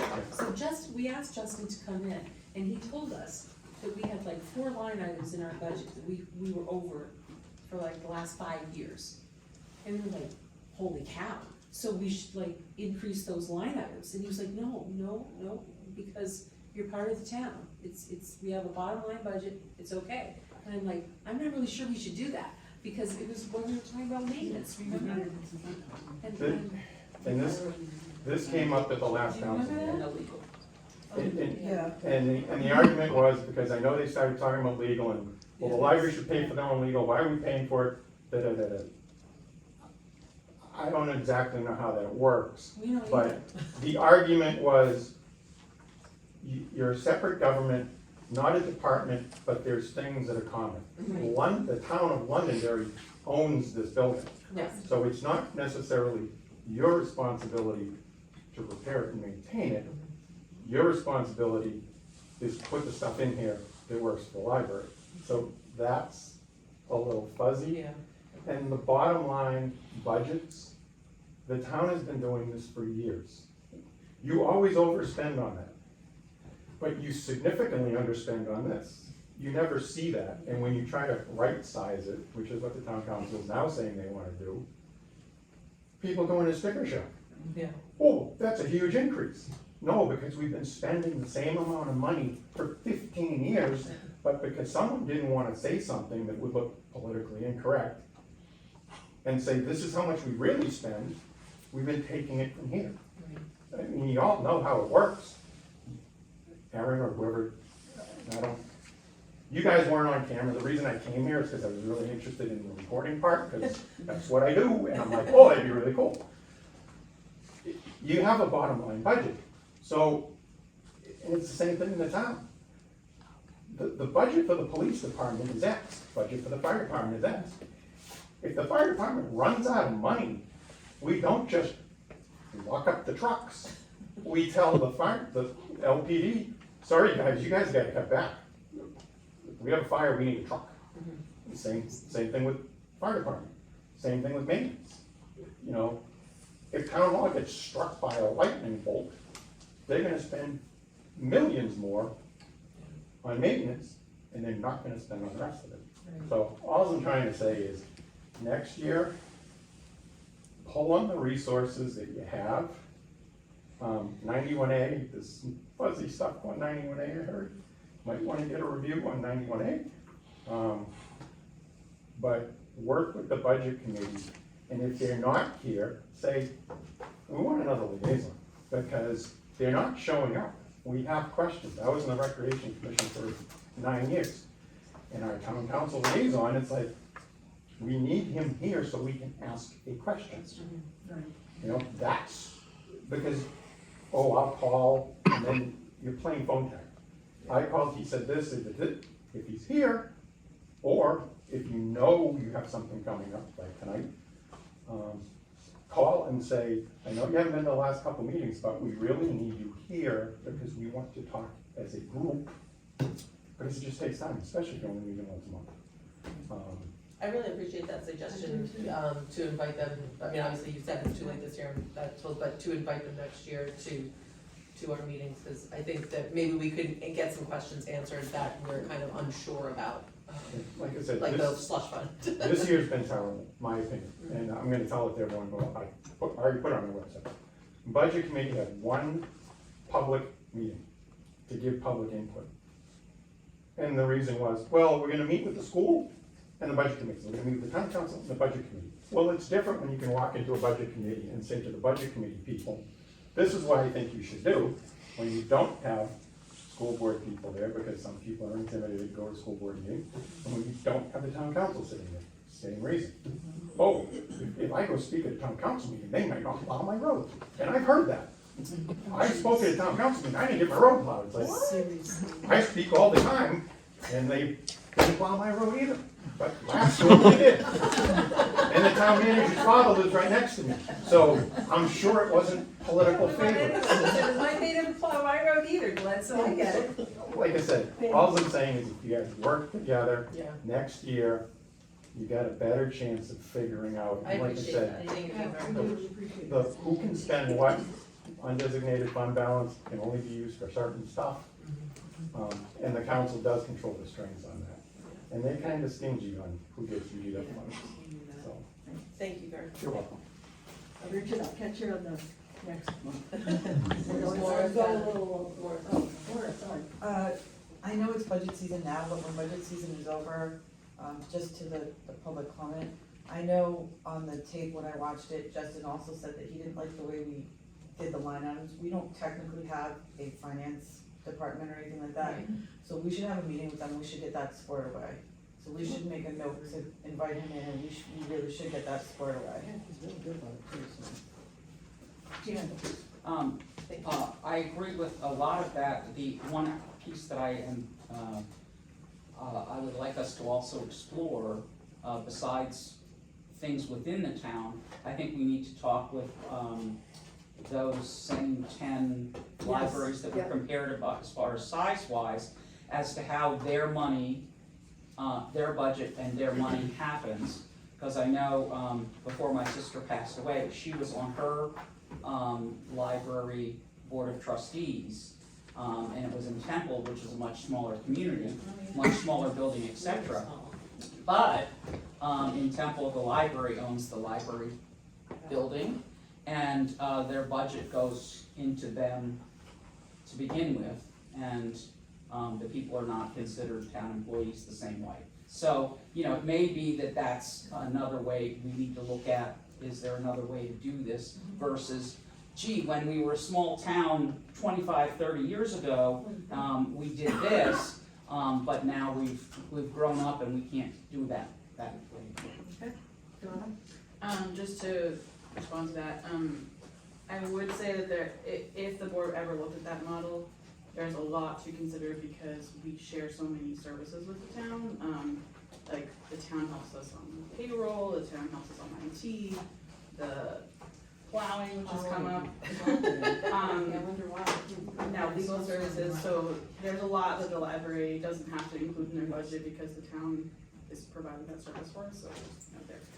But I wanted to ask, if the board would like, specifically for the two items that were brought up about, them being possibly illegal, with Aaron signing off on merit raises, and, that is a non-public meeting, if the board is okay with Aaron consulting legal counsel for those two things. So, I'm sorry, what was the question? Is it okay for Erin to consult Consult legal the counsel? town's legal counsel regarding, the current procedure for director signing off on merit raises, and, whether that non-public session from last time needs to actually be made public. Okay. What if we had a meeting with all of us? If we had the attorney come in? Maybe so, but maybe we also need to hear it. Legal heavy. I don't know, I mean, I'm. Quite frankly, I'm okay with Aaron consulting for I am that. also. Or have the attorney put it in writing and then that can get forwarded? Yeah, I can certainly ask for that. Okay. Any other public comment? Madam Chair, I make a motion. Just real quick, it really should be the board talking to the attorney. You people run the library.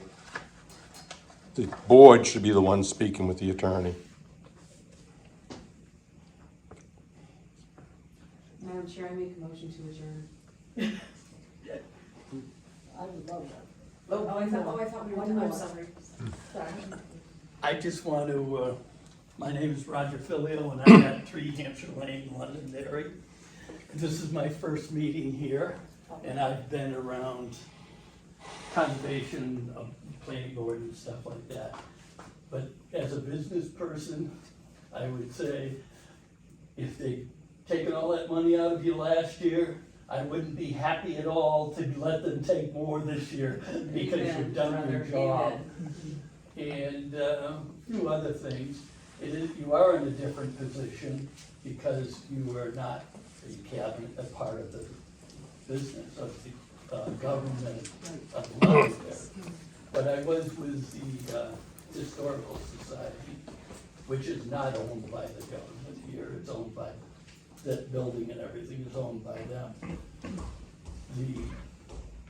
Every year they give them a bunch of money because it's a town landmark. But we spend a lot of money around that you should be getting here. The library is a very important part of the town. I use it a lot. I read books on my Kindle, but I have to come here to get certified or whatever it is. And it comes from Libby, which is part of you, and so you are paid for me to be able to lift a lighter book. Anyways, very interesting, thank you very much. I think you're all doing a good job because you're doing a job. There's a lot of people who don't do that much. Thank you, sir. And you're probably as close to perfect as anybody who could run a library. Thank you. People say, how you doing? I say, I'm next to perfect. That's your attitude, and you should have it. Thank you very much for doing all the work you're doing. Thank you. I'll offer to contact the attorney for those two things if you just forward me the attorney information. Sure. I will pass it on.